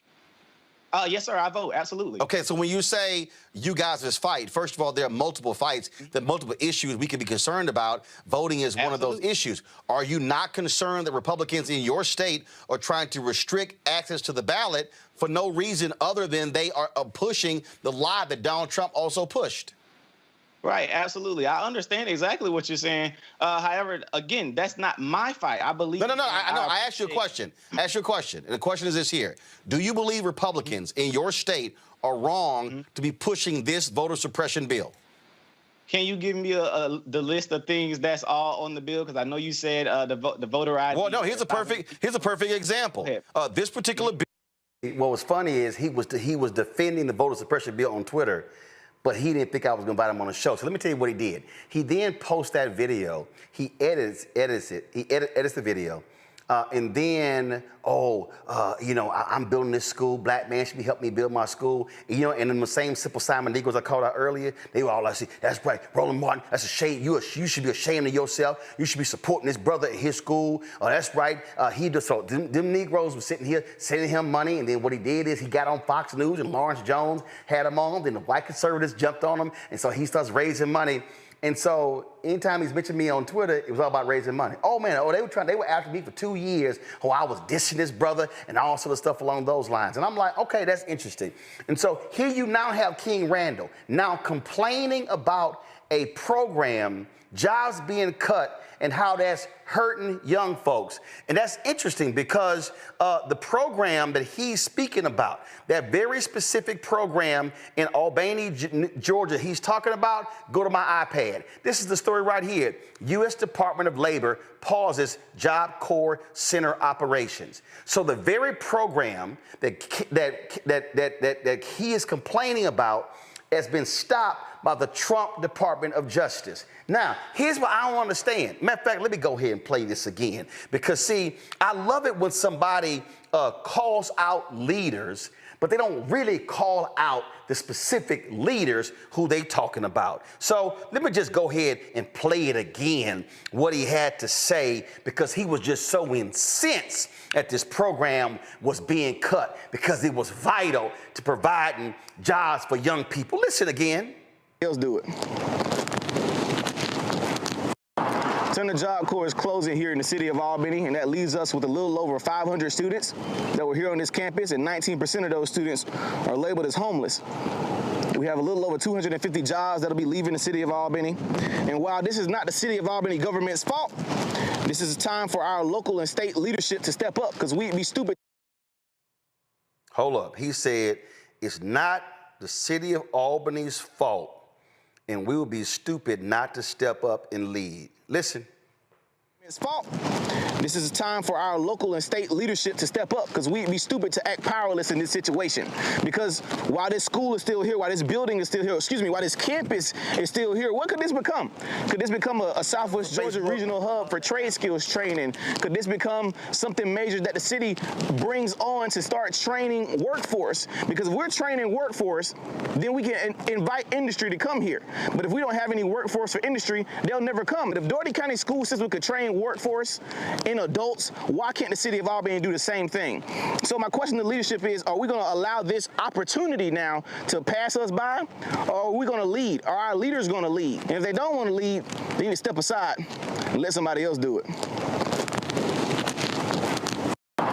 The Job Corps is closing here in the city of Albany, and that leaves us with a little over 500 students that were here on this campus. And Here we are. He's complaining about losing the jobs. Okay, that's interesting. And then he says, this ain't city and state leaders' fault, which means that it's somebody else's fault. So, King Randall, whose fault is it? Whose fault is it? Who's over that particular program? Who controlled the funding? Who made the decision to shut that particular program down? I would like to know that. So I remember seeing a particular photo on social media. And I remember, and I knew, I said, wait a minute. I remember seeing somebody at the White House Christmas party. Go to my iPad. I'm sorry, is that King Randall? It says new emerging king. Oh, I'm sorry. Maybe y'all say, well, that's just a photo. Well, there was another black conservative who posted a video. Can y'all roll that video, please? This is the White House to celebrate Black History Month, despite the media alleging that it was canceled by President Trump. But like always, fake news. I landed safely thanks to Delta Airlines and time to take a quick shower before throwing on my Sunday's best. Here I'm rocking my Palazzo sports jacket with a black turtleneck and a black Bailey fedora. Soon after this, I ran into my Blexit family on the way to the White House, but I must give a shout out to the guy that made it all happen, Pierre Wilson. He is the real deal, but with moves like this, he's clearly not like us. We were all smiles, waiting in line in this 20-degree weather to get inside to celebrate this momentous occasion because of what it meant to all of us. All I can think about in my head right here is how much I've overcame throughout the years, being open with my conservatism. For some reason, it brings out the worst in people, and I think it's because I refuse to live up to their expectations of me. While I was in the White House, I wasn't quite sure how much I could record, but the security guard reassured me that we had free reign to capture whatever we wanted, so I took full advantage. While I was in the restroom, though, I noticed these napkins with the presidential seal on them, and it almost felt disrespectful to use it and toss it straight into the trash can. They rolled out the red carpet for everyone. We were dressed to the nine, looking good, smelling good, eating good, drinking good, and sounding good. See, the Marine band that was in charge of the music understood the assignment. They were playing everything from Earth, Wind, and Fire all the way down to Sam Cooke, making this a magical time. Everything opened up by a classical version of America the Beautiful, set in the atmosphere. And it was great to be surrounded by so many of my favorite people: Michaela Montgomery, David Harris Jr., Terrence K. Williams. Go back. Who do y'all see right there on the left? That looked like King Randall. So let me get this straight. King Randall complains about a federal program getting cut that's taking jobs away in his town of Albany, Georgia. He's a self-identified conservative. Don't call me Republican. Okay, fine. But you're standing there smiling and cheesing with the MAGA Negroes, the help. You're at the White House. You supporting Trump, but now you mad and you want local and state officials to fix the problem that Trump created. And in your Instagram video, your ass didn't even mention the word federal. You didn't even say Trump. You didn't even say MAGA. You didn't even say Doge. Now you want folks to step up and fix the problem. What I've been telling y'all? I've been telling y'all the help. That's the black people who are standing with Donald Trump. They claim all black people, y'all on the plantation, y'all on the plantation, Trump is gonna be helping us out. And Donald Trump has consistently had policies that have negatively impact people, and these simple Simon Negroes ain't said nothing. Daryl Scott ain't said nothing. Sharice Lane ain't said nothing. Michaela ain't said nothing. Angela Stanton King ain't said nothing. We can go. Joseph Pinion ain't said nothing. Terrence Williams ain't said nothing. David Harris Jr. ain't said nothing. Byron Donalds ain't said nothing. Tim Scott ain't said nothing. Wesley Hunt ain't said nothing. Burgess Owens ain't said nothing. I can go down the line. But now y'all complaining. Trump has sat here and got rid of the settlement to impact the sewage backing up in the yards and the homes of black people in Lowndes County, Alabama. Said nothing. Said nothing about canceling the lawsuit against the petrochemical companies in Cancer Alley in Louisiana, where black people are dying because of that. The help ain't said nothing. So now you want us. Now you want to call on folks to stand up and fix the program. Come on, King Randall. You're supposed to be big and bold. You're supposed to be a big man on campus. Why is it you won't even say Donald Trump? You won't even say MAGA. You know why? Because y'all scared of your daddy. Because y'all scared he not going to invite y'all back to the White House. And see, y'all love talking about, but y'all won't say nothing. Oh, trust me, I lit Obama up on several different things. I did the same thing with Biden. See, I believe in accountability. I don't just sit here and say one thing, but see, they real quiet. All this stuff that's negatively impacted black people, all of them are quiet. They ain't saying nothing. Not a word. So come on, Randall. I dare you, Randall. I dare you to call your boy Lawrence B. Jones at Fox News, who's now on the morning couch, and say, Lawrence, can I please come on to make a personal appeal to Trump to restore the programming for this, the funding for this program so we don't lose these jobs? I don't think that's going to happen, because you know why? Because, see, Lawrence B. Jones ain't trying to be on the bad side of Donald Trump, because they all trying to kiss that orange MAGA ass. So isn't it interesting that you come on my show, you talk shit on Twitter, you didn't think I was going to invite you, then you did a bait and switch where you came on my show, then you used my show to raise money for your school, but now you complaining about job losses of young people in your town, and it's Trump's fault and you ain't saying a word. Ain't that interesting? I guess that's how it goes these days, Michaela. The help is quiet when it's time to speak up.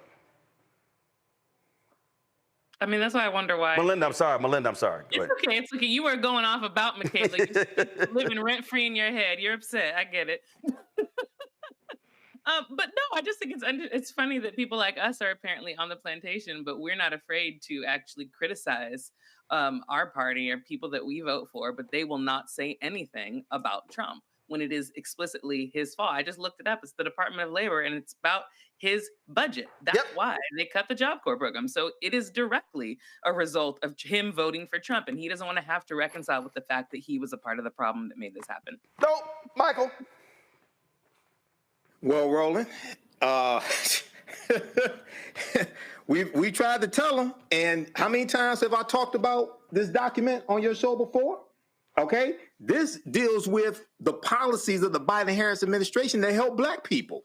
The Biden-Harris administration advances equity, opportunity for black Americans and communities across the country. Okay, this documents that.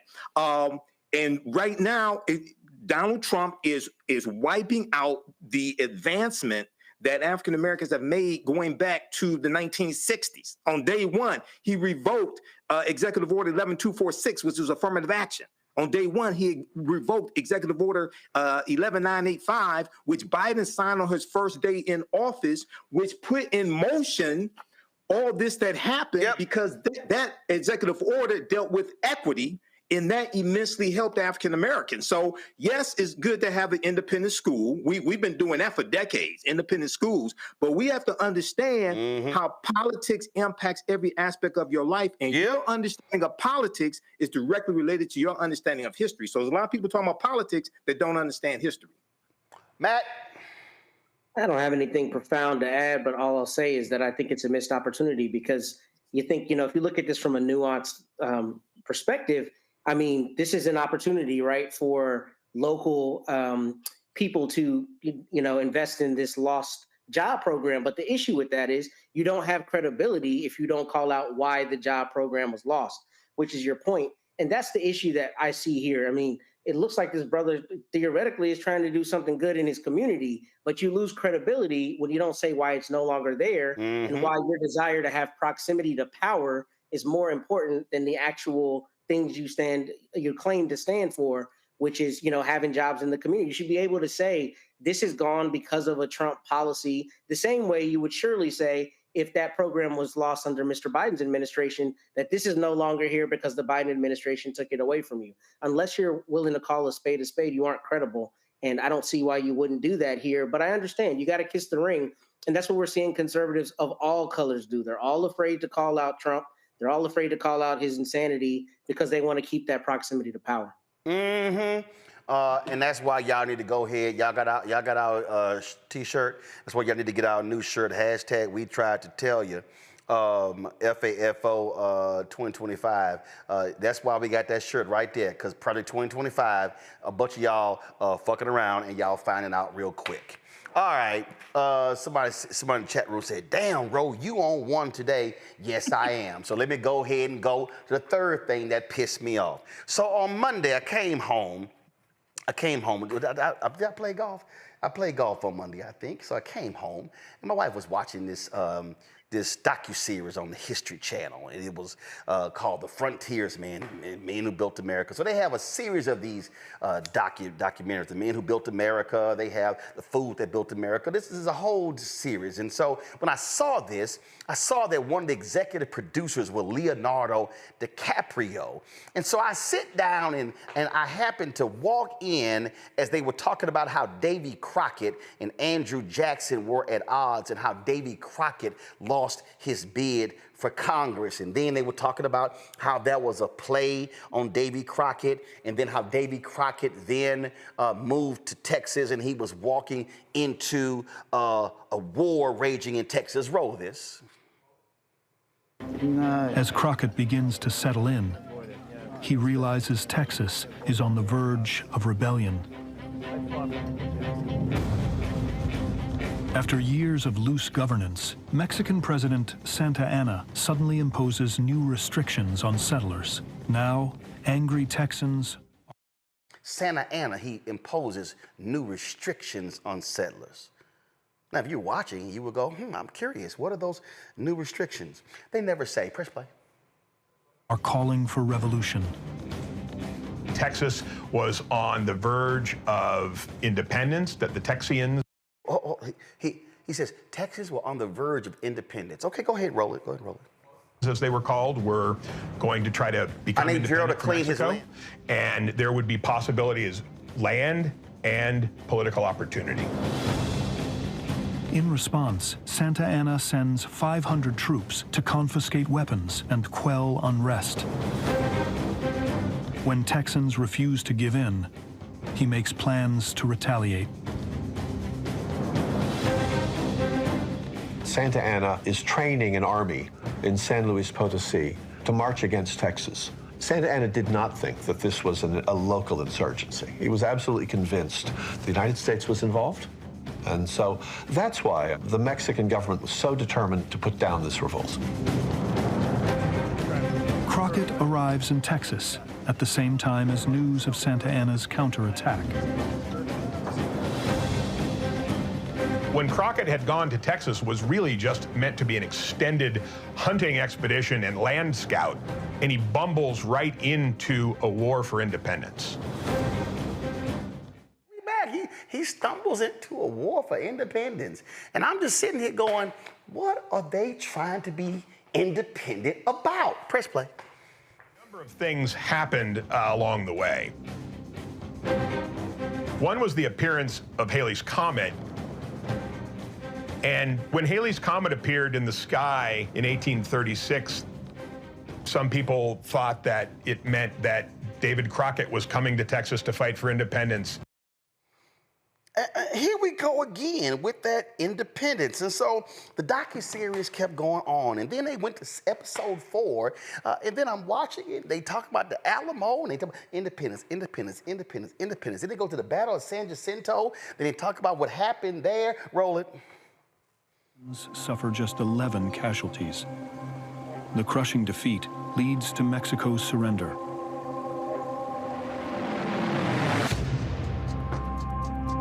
And Texas finally wins independence.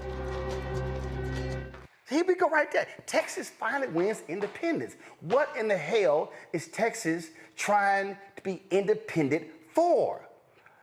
I still haven't answered. Roll it.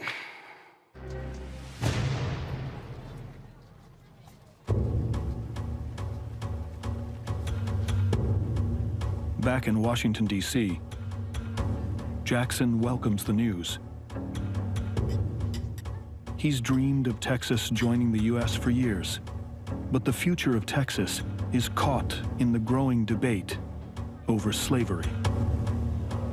Congress wasn't willing to go along with annexation because Texas would enter the Union with slavery. And the Oh my God! We finally hear the word slavery. Press play.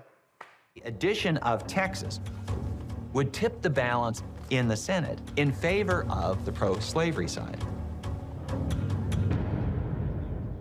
The result of this was that Texas remained in this limbo for almost a decade. See, the problem is, I think I know what the problem is. See, the problem is, I am the reason them plantation owners couldn't stand reading Negroes. I think that's the real problem. The real problem is I'm one of them Negroes who can read. And so I'm sitting here watching this docuseries, and I'm cussing the whole time because I have this. I have this book. And I've discussed this book on my show. I had an interview with the author. Actually, I got 2 copies of this book. And I'm watching, and I'm like, Leonardo DiCaprio, you really want your name on some lying shit, fake ass stuff? Dr. Gerald Horn joins me right now, professor at the University of Houston, and the title of this book is called The Counter-Revolution of 1836, Texas Slavery in Jim Crow and the Roots of U.S. Fascism. Book came about during COVID. It is a fascinating book. And I need y'all to understand something. Y'all see how thick this book is? I want y'all to see how thick this book is. I am a native Texan, born and raised in Houston, and every Texan is required to take 7th grade history. And that book is thicker than this book right here. And everything in this book was never in one of those history books I read growing up. Gerald, it pissed me off watching this series to listen to them go, independence, independence, independence. And not one time, Gerald, did they ever say what the hell they were trying to get away from Mexico for. Well, this is Trumpian history, to put it mildly. As you know more than most, when Texas seceded from Mexico and declared independence in 1836, a central reason was that Mexico, under a president of African descent, speaking of Vicente Guerrero, had moved to abolish slavery. Right. And the slave owners in Texas, including those who led the revolt, and speaking of Sam Houston, Stephen F. Austin et al., rather than acquiesce to slavery, they decided to start an independent country, the Republic of Texas, which, interestingly enough, after it came into independence, began to challenge the United States for leading the African slave trade. The Lone Star flag of Texas could be found off the coast of Angola in Southwest Africa, off the coast of Brazil, the major market off the coast of Cuba. Of course, if you look at your map, you'll see there's a straight shot from Galveston, Texas, the major slave trading port, to Cuba. And so that is what Mr. DiCaprio and his comrades neglected to note. And Gerald, you lay out in the book, the reason they hated Mexico so much, because there was literally another country that was an abolitionist country bordering the fledgling United States of America. Well, more than that, when Mexico comes into independence, it also allies with revolutionary Haiti. Abolitionist Haiti, as you know, came into independence as the first Black republic in 1804 and instantaneously began to put pressure on the slave trading powers, including the United States. And then when Texas seceded from Mexico, Haiti had reason to then put pressure on Texas in league with Mexico. And that too outraged the enslavers of Texas because they thought this was mighty audacious for the Black rulers of Mexico and Haiti to be aligning. And then, of course, they were plotting, speaking of Mexico and Haiti, to invade Spanish-ruled Cuba and liberate the Africans there from enslavement. So they thought that the Mexicans and the Haitians had gotten too big for their britches, and that led to the secession from Mexico by Stephen F. Austin and Sam Houston and the so-called Texians. I am not one who believes that you or I have to be in every document, in every sort of thing. But I just found it interesting, Gerald, watching this, and I've seen many of these, and I'm like, wow, all of these historians you talk to, and none of them are Black, and you're having all of these people sharing their thoughts about Texas independence, and nobody utters slavery. Well, it's even worse because, as you know, the 2020 census showed that Texas has the largest Black population in the United States of America. And in fact, the Texas Black population has been in the vanguard of struggle, as you know more than most, for decades. And so it's a slap in the face of Roland Martin and other Black Houstonians to put this kind of tripe and trash on the airwaves. And it also has to be, and you're used to it, being a historian, it also has to be offensive that the History Channel,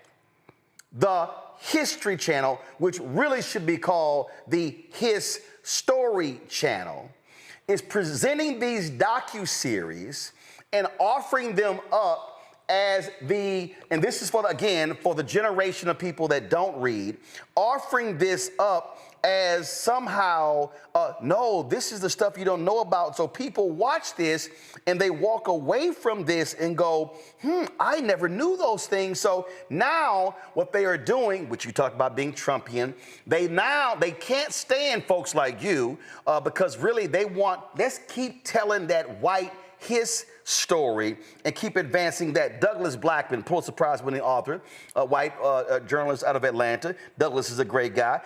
He was responding to my post because I put it on LinkedIn, which led to us booking you. He said, I haven't seen this series, but Roland Martin's anger and exasperation is dead on about how pop history and pop culture continue to, quote, teach millions of people versions of our history that are simply false, factually wrong, fabricated, empirically disproven. The most nauseating part is how these fictions and perversions of truth are now so often presented with the tools and forms of documentary film and published works that, quote, look authoritative and are effectively endorsed by legitimate networks and publishers we once might have trusted. Well, as you know, it's wholly consistent with the White House's attack on DEI, diversity, equity, inclusion, which is shorthand for attack on affirmative action, which is shorthand further for purging Black people from the historical landscape.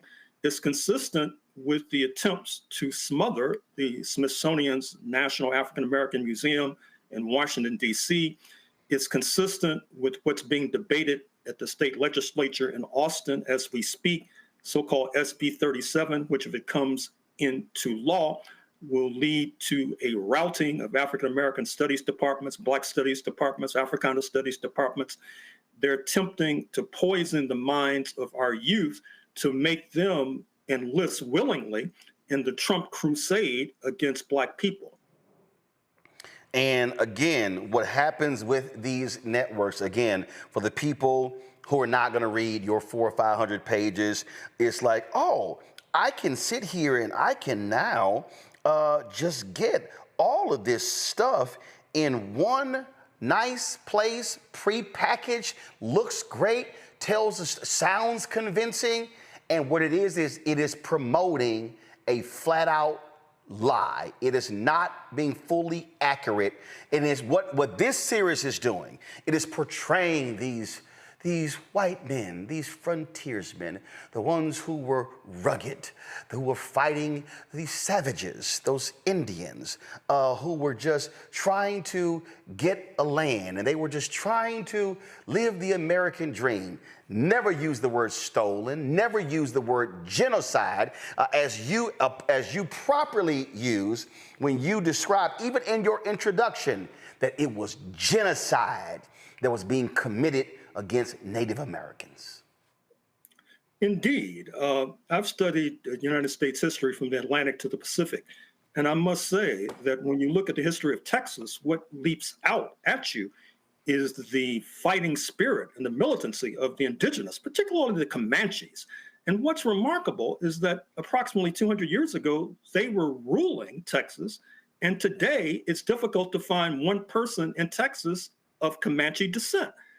You would think that some might pose the question, what happened to the Comanches? What happened to the Apaches? What happened to these Native Americans who were ruling the plains not so long ago and now cannot be found? When I look at this here, when I look at, and let me pull this up because I'm going to go questions with my panel, so panel, y'all get ready. I am on imdb.com right now, and it lists the stars of the documentary. It lists all of the people involved, the writers, and I'm just sorry. I believe in naming and claiming it. John Ealer is a director. Johnny St. Hours is a director. The writers, Brian Burstein, Zachary Herman, Jeremiah Murphy, Jordan Rosenblum, Peter Sherman, Stephen David, Tim W. Kelly, Yoshi Stone, Adam Jones Siegler for dialogue. They're listed as the writers, and you see the cast here. My wife made this observation. She says, my God, I'm watching this thing and I don't see nobody Black in this docuseries at all. Oh, that was, there's one brother who played Pompey. But this is what I think is important also, Gerald. These are the producers of this trash, of this factually incorrect and wrong stuff. Petra Hobel, Thaddeus Busca, Chelsea Coates, Mary Donahue, Sam Epstein, Carter Figueroa, Ronald Freed, Tim W. Kelly, Nick Gutler, Brian Meir, Paul Kleinman, Brian Burstein, Liz DeFore, Nikki Macron, Michael Hampton, Jonathan Soule, Yoshi Stone, Philip Watson, Christian Burns, Stephen David, Jennifer Davidson, Leonardo DiCaprio, Russell McCarroll. Those are executive producers. Now, again, some of these folks participated in some of this series from, you see, 2017, 2018. These are cinematographers. These are editors. This is casting. This is production designer, art director, costume designer, makeup, production manager, everything that goes along with it. The reason all of this is important, Gerald, is because these are the people who are responsible for producing the docuseries, and the History Channel has an obligation that before you air some crap like this, that it needs to be factually correct. And we see documentaries on PBS where they will say, oh, no, these things need to be corrected before we put this on the air. The problem that I have is when you air this kind of crap, folk run with it and go, I saw it on the History Channel. It must be true. Huh. Well, maybe that's part of the problem, because obviously the History Channel is pumping out propaganda. And we should also ask ourselves, who are the major stockholders in the History Channel? who are the puppeteers, for example? You cited Mr. DiCaprio, but of course, he is getting a paycheck from someone higher on the food chain. And I think that it's highly appropriate for you to call these people out, just like I think it's even more appropriate for your audience to begin to ask these searching questions as to how this sort of propaganda, which ultimately is an expression of anti-Blackness, how it manages to worm its way into our living room. Well, the people who own it is A&E. Who owns A&E, go back to my iPad, is the Hearst Corporation. And A&E Global Media also is a joint venture of Hearst and the Walt Disney Company. So A&E falls under, the A&E Global Media falls under, the ownership is Hearst and the Walt Disney Company. And so the History Channel is one of the networks that fall underneath that. So the questions that we should be asking specifically, I say, definitely are to the producers and the writers and the researchers, because they're doing the docuseries. Then it is airing on the History Channel. So who are the execs in charge of that particular show? And now you go to the owners of the History Channel, which is A&E Global, and that is the Hearst Corporation and the Walt Disney Company. Questions from the panel. I'll start with Michael first. Hey, Gerald, good to see you again. Right on. All right. When we deal with this history, and I teach about Texas independence also, when we talk about the Texas Rangers starting about 1835, 1836, part of their duty was also capturing runaway slaves as well, okay? Can you talk some about that history also? And we know, I'm glad you mentioned Vicente Guerrero, the second president of Mexico, who was Afro-Latino, former slave, because he abolished slavery in Mexico in 1829. Well, it's interesting. The Texas Rangers, in many ways, were state-sponsored death squads. Not only were they capturing domestic terrorists. Exactly. They were hell on the indigenous population. Yes. And keep in mind as well that one of the reasons that the United States itself waged war against Mexico a few years later in 1846, walking away with California, which now bills itself as the fourth largest economy on planet Earth, is because Mexico refused to return runaway Africans who had crossed the border into Mexico, leading to major capital loss on the part of Texas enslavers. It's oftentimes discussed in this country about following the North Star to freedom, which is highly appropriate. That is to say, the Africans escaping north to Canada, but thousands of Africans were escaping south into Mexico. Correct. It leads to the war against Mexico, which leads to the denuding of a good deal of Mexican territory. Yeah. Let's go to Matt Manning, because he's out of Corpus Christi. Matt? So, Dr. Horn, I'm a lifelong Texan. I took that Texas history class a lot more recently than Roland, because I'm not as long in the tooth. But guess what? It's the same damn book. That shit ain't changed. Your ass had the same thick ass book. I'm sure Miss Swafford got that book from you when she taught it to me much more recently than you learned it. And I was shaking my head because Michael literally stole the question I was going to ask.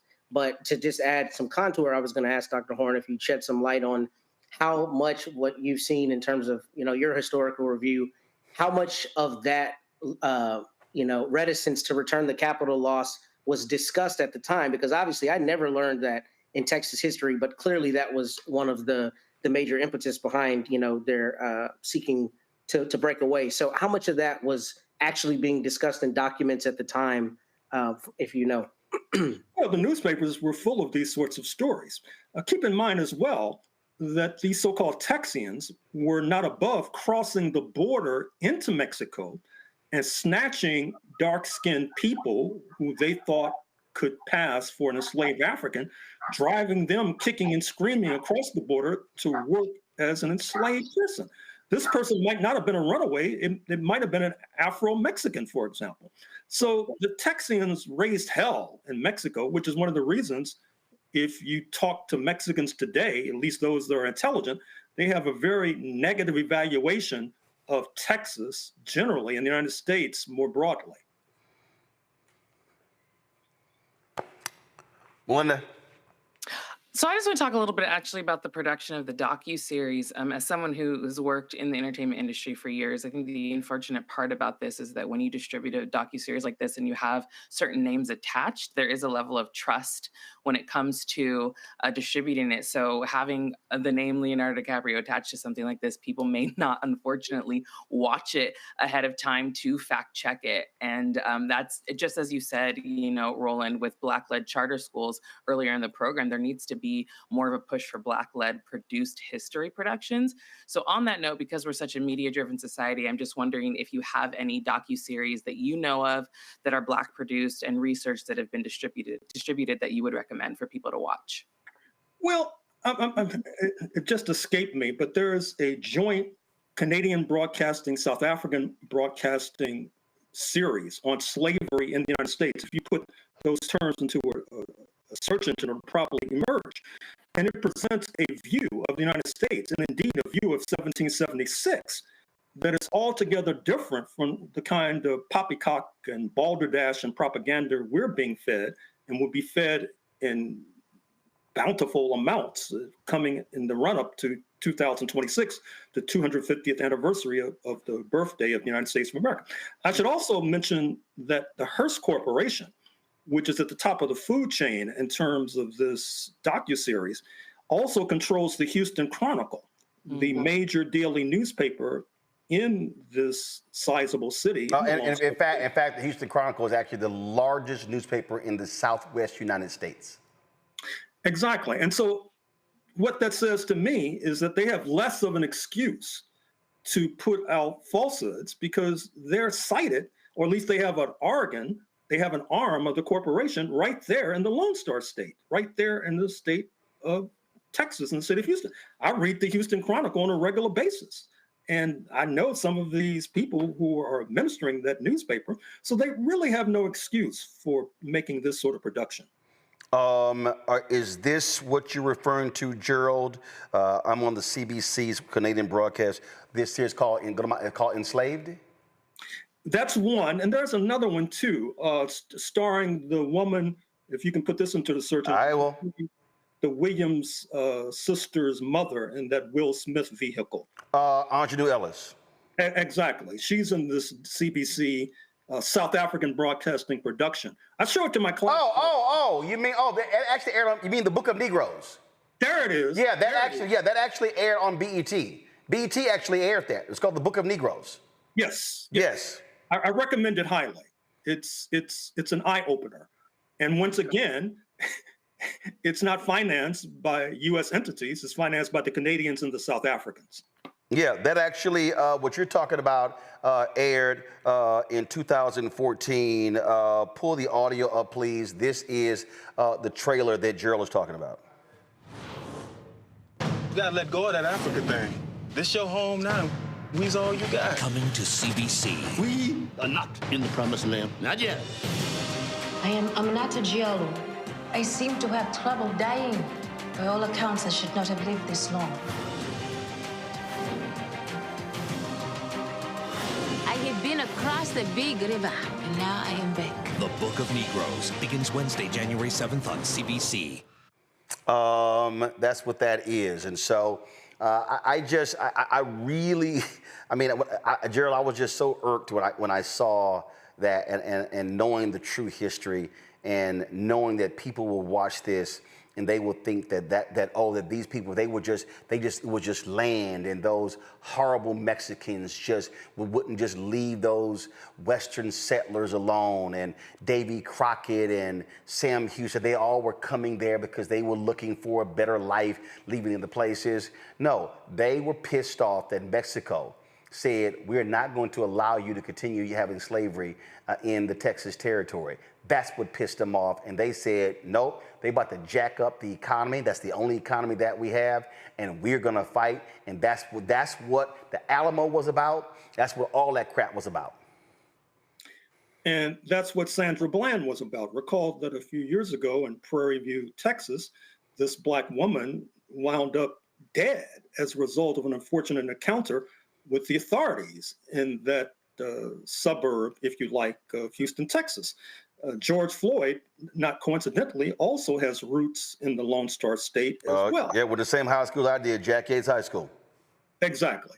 And so you cannot separate the kind of misinformation and disinformation that's pumped out through the airwaves that presents a profound representation of anti-Blackness for the kinds of unfortunate slayings and murders that take place all too routinely, inflicted against Black people with roots in the Lone Star State.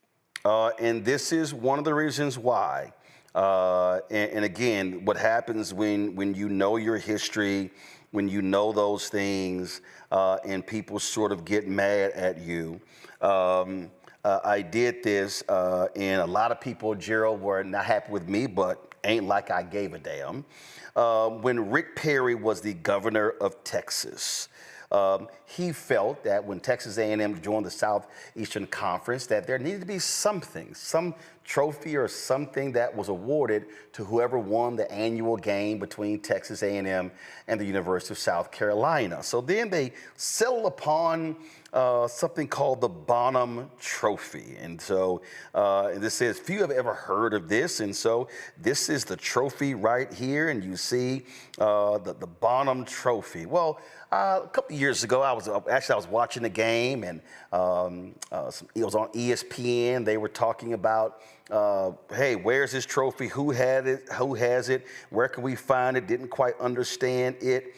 And so, again, when you don't know history, the Bonham Trophy is named and modeled after Alamo battle hero James Bonham. He was from South Carolina, traveled to Texas to fight with the Texians at the Alamo, and so they wanted to talk about it. And really, it got lost. Folks didn't know where in the hell the trophy was and all of that. And I actually did a video early on this, and I said to any Texas A&M player and South Carolina player, especially if you Black, if your ass holds this trophy up, you are holding up a Confederate monument, because anybody who was fighting at the Alamo against Santa Anna's troops, those people were fighting to continue slavery in Texas. Well, as you know more than most, in Houston in particular, there's still a number of streets named after Confederate heroes. It was not so long ago that the street that's now called Emancipation Avenue near the University of Houston was named after a blood-stained Confederate. And of course, he has not been alone in that ill-fated regard. And so we have a lot of work to do, and I congratulate you for bringing this trashy docuseries to a wider attention of our audience. We, of course, in a couple of weeks are going to have Juneteenth. And before I let you go, I really just want you, and I shared this with, I was talking to Governor Westmore, and we were talking about Juneteenth, the celebration there. And I said to him, Governor, please do me a favor. I need you and others to make perfectly clear that Juneteenth was not a day of picnics. It was not a day of celebration. It wasn't a day of barbecues and cookouts. That for Black people in Texas, where Juneteenth was founded, it was about freedom. It was the pursuit of economic freedom. It was pursuit of the right to vote, civil rights. I said, what we cannot do is allow that Juneteenth is a national holiday, and it is the only day that actually recognizes and tied to slavery. We cannot allow this to be bastardized and prostituted and turned into a day of partying and line dancing. There has to be a freedom component that tied with it. Well, more than that, we also need accuracy with regard to Juneteenth. That is to say, the traditional story of the men in blue showing up in Galveston and alerting these enslaved Africans to the reality that supposedly you're free, that's a misrepresentation. First of all, the Emancipation Proclamation, January 1st, 1863, issued by the Lincoln government, did not have any standing in Confederate Texas. Actually, what happens is that the men in blue of the U.S. Army are showing up in Galveston because the enslavers plan to extend slavery back into Mexico. Because recall, Cinco de Mayo, marked on May 5th every year, particularly by our Mexican-American brothers and sisters, the French had taken over Mexico and they were supporting the Confederates. And so the Confederates were going to make a jailbreak into Mexico, dragging, kicking, and screaming enslaved Africans alongside with them so that they could extend the life and legacy of slavery. But what happens with the men in blue showing up in Galveston, they were recruiting these black men as the Confederacy was collapsing, and they managed to join the men in blue, and then they, along with progressive and patriotic Mexicans, helped to strangle the French-based puppet regime.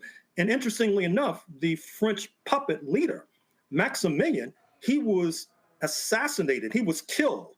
He was subjected to the death penalty on June 19th, 1867.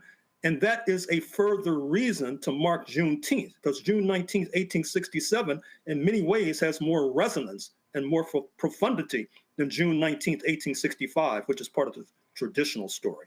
Last thing I want to do is this here, because as you were talking, you mentioned that documentary, the 6-part series out of Canada. I actually had the director of this movie. It came out during COVID, did not get much attention.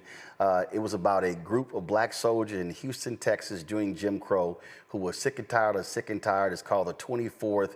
A lot of people had no idea about this. And it was, folks, if y'all pull it up on YouTube, the interview that we did with the director, it was fascinating conversation about the making of this movie.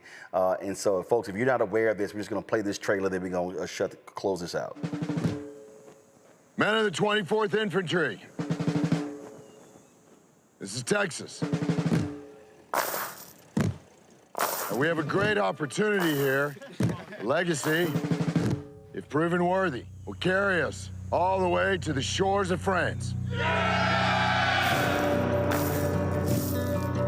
Things are a little different down here in the South. I will expect you men to obey the racial code. Yes, sir.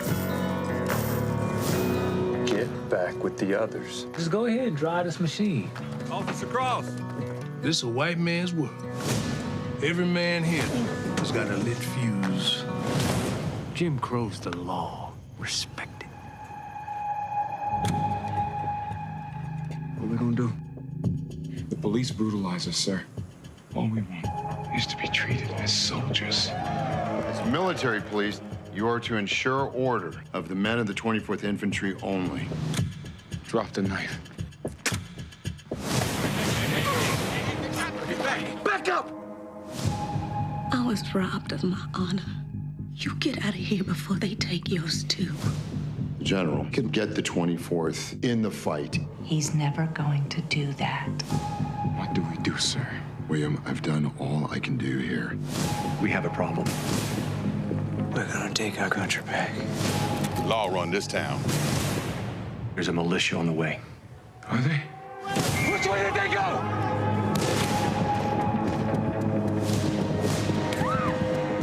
Keep pushing people down. Sooner or later, they rise up.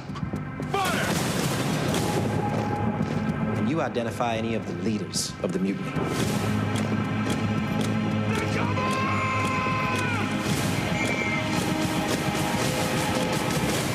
When I aimed the gun, I saw a man. He didn't see one back.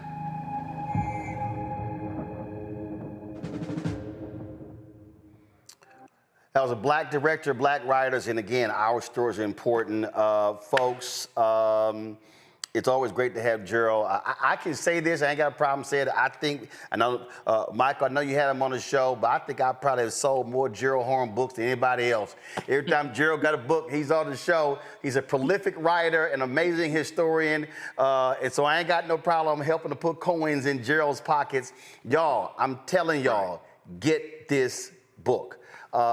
Because what Gerald does in here, because it's called The Counter-Revolution of 1836, Texas Slavery and Jim Crow and the Roots of U.S. Fascism, and he connects, he's calling it the Counter-Revolution 1836, he's connecting the American Revolution and the Texas Revolution and the Civil War and how all of these things are combined. And if you also, again, want to understand present day. See, this is why every year when Governor Greg Abbott and Lieutenant Governor Dan Patrick, they put on the social media, hey, it's Texas Independence Day, and I go, bullshit.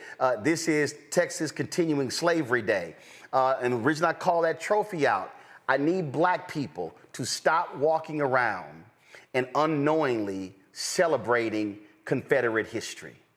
And we have been indoctrinated with his story, and that's why that History Channel thing is trash. I have hit somebody in Hollywood who knows DiCaprio. I said, send this to him. I will absolutely send it to the folks at A&E, send it to the folks at Hearst in Disney. Matter of fact, I think Hearst, I think I know a sister who's an executive there, but we can't be silent when this trash is presented that distorts American history, because that's what these people want to do. They don't want Gerald Horne's books in libraries, in schools. They don't want other black authors because they want to continue to perpetuate the lie of American history. Gerald, final word. Well, once again, I take my hat off to you. I salute Roland Martin, Unfiltered. You're doing a bang-up job. I wish that you would issue an IPO, because I would certainly invest. Well, that's something that we are, trust me, moving towards. We're just methodically building the network, the shows that we're adding. Y'all, this book is called The Counter-Revolution of 1836. Go ahead and pull up Texas Slavery and Jim Crow and the Roots of U.S. Fascism. Absolutely fascinating history of this country. Dr. Gerald Horne, always great to see you, my brother. Right on. Good luck to you. Thank you very much. Let me thank my panel, Melinda. Let me thank Michael. Let me thank Matt. Again, y'all, you ain't getting this on other shows, folks. The mainstream media ain't even talking about this here. And so this is why we need black-owned platforms speaking to our story, speaking to our history, and presenting our stories in a way nobody else is doing so. And so that's why we want you to support what we do. Join our Bring the Funk fan club. We purposely do not charge a subscription fee. We do not have a Patreon. We have a Substack, but it's free. We're not trying to charge y'all for the content. We want you to be sharing this. We want you posting these clips. We want it widely available because too many of our people don't know. That's the reason why we do the show 5 days a week. I know we went overtime. I know Truth Talks was live at 8 o'clock, but this was so critically important because I need our folk to stop walking around continue to present the bullshit that they have been feeding us when we truly have a true story. That's one of the reasons why somebody gave this to me. I have no idea who gave this Black Wall Street shirt to me. I have no idea, but it was been in my room for like a year, so I said, hell, I'm gonna wear it today. But this is a perfect example. There wasn't one Black Wall Street. There were numerous Black Wall Streets. And so they were burned down and then rebuilt as well. And so this is an opportunity for us. And we have to accept it. And I need everybody to watch it. What we're doing right now is no different than what Robert Abbott did with the Chicago Defenders. No different than what Frederick Douglass did with the North Stars. No different than what Ida B. Wells Barnett did with her newspaper. That was firebomb. That's why there's no copy of her paper. There's no copy in existence anywhere of her newspaper because it was firebomb. In fact, I can't even, look, you don't even know the name. Just keep the camera right there. The name of her paper is called, and I have it on my wall, it's called the Memphis Free Speech and Headlight. I have a mural in my office that pays homage to Black-owned media, and that's on there. But the reason that name doesn't even roll off our tongue, because we don't even see it. So supporting this show allows us to be able to have the panelists that we have on, allows us to be able to hire staff. We got new interns starting. We got 3. How many we got in there? 3? 2 interns in there. We got 3 starting next week. And creating new opportunities. And so your support is critically important. This is the mural that I'm talking about. You see right there. That's actually in my office that we pay homage to the Black-owned media. My man Keenan designed that, and you've got all of those Black-owned media outlets on that wall. That is for a reason. That's what I look at every single day when I come into the office, because we have to be able to ask Freedom's Journal. We got that mural. You got that, show that too. We got a mural in another office, which is the nation's first black newspaper, Freedom's Journal. This paragraph was in the third paragraph of the front page of Freedom's Journal on March 16th, 1827. And it says, we wish to plead our own cause. Too long have others spoken for us. That is so important. That is so important to us because we are living in a world, we're living in a moment right now where, as that history, that lie of a history documentary shows us, what happens when they lie, when they do not speak truth about what is going on in our country. And so we've got to be able to counter that. We got to be able to have the truth. We got to be able to speak the truth. And I was just saying, so I'm just going to show y'all. So go to my phone. So this is that mural that we have in this office. And you see it March 16th, 1827. And that quote is, we wish to plead our own cause. Too long have others spoken for us. And so this is a moment for us to be able to speak. Yep, that's Angela Davis. For us to be able to speak and do our own thing with Black-owned media. Support us via Cash App using the Stripe QR code. You see it right here, Stripe QR code with Cash App. Click the Cash App button to continue to contribute. If you want to make a check or money order, make it payable to Roland Martin Unfiltered. This supports all of the networks for banking purposes, but it supports all the shows on the Black Star Network. And so you can do that.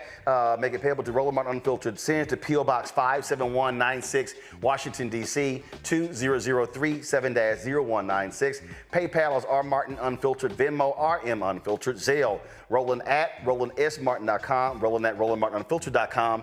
Download the Black Star Network app. Apple phone, Apple TV, Android TV, Roku, Amazon Fire TV, Xbox One, Samsung Smart TV. Set up a shot of those products on my desk. If you want to also get my book, White Fear, How the Browning of America is Making White Folks Lose Their Minds, at bookstores nationwide. This is where you can get it. Also, you can get the audio version that I read on Audible. Folks, we've got Black-owned products on our site called ShopBlackStarNetwork.com, our marketplace segment, ShopBlackStarNetwork.com. We had Kavan Foods on the other day. They sent their products to us. We appreciate that. You see some of those products right here. And of course, you got the chicken breading, fish breading. You got the honey apple barbecue sauce, sweet potato barbecue sauce, honey apple salsa, gourmet seasoning, honey apple butter. And so, yeah, I'm going to be trying some of that this weekend. And so support the products right there, y'all. And so I can't wait to try some of that. Don't forget to also get our gear. Roland Martin Unfiltered Black Star Network gear. If y'all having issues, some of y'all, I see y'all comments in your emails. If you're having issues with your products, send us an email. Just click contact us at RolandSMartin.com and send us an email, and so we can jump on that. Go to RolandMartin.creator-spring.com. The QR code is there, RolandMartin.creator-spring.com. If you want to listen to our audio, please, YouTube, that's where we generate the most revenue. But watch our stuff there, listen there as well. You can also listen to our podcast, all networks. We send it to the iHeartRadio networks, but it goes to all platforms. Support us there. And lastly, support Fanbase. Download the app. If you want to invest, go to startengine.com/fanbase, that Black-owned social media app. Folks, that's it. Enjoy the weekend. Have an absolutely great time. We always close the show every Friday showing the people who donate to our show, who support our show. And then once we do that, we're going to send y'all the Truth Talks. I'll see y'all on, today's Friday, right? Yes, it is. I'll see y'all on Monday. Holla!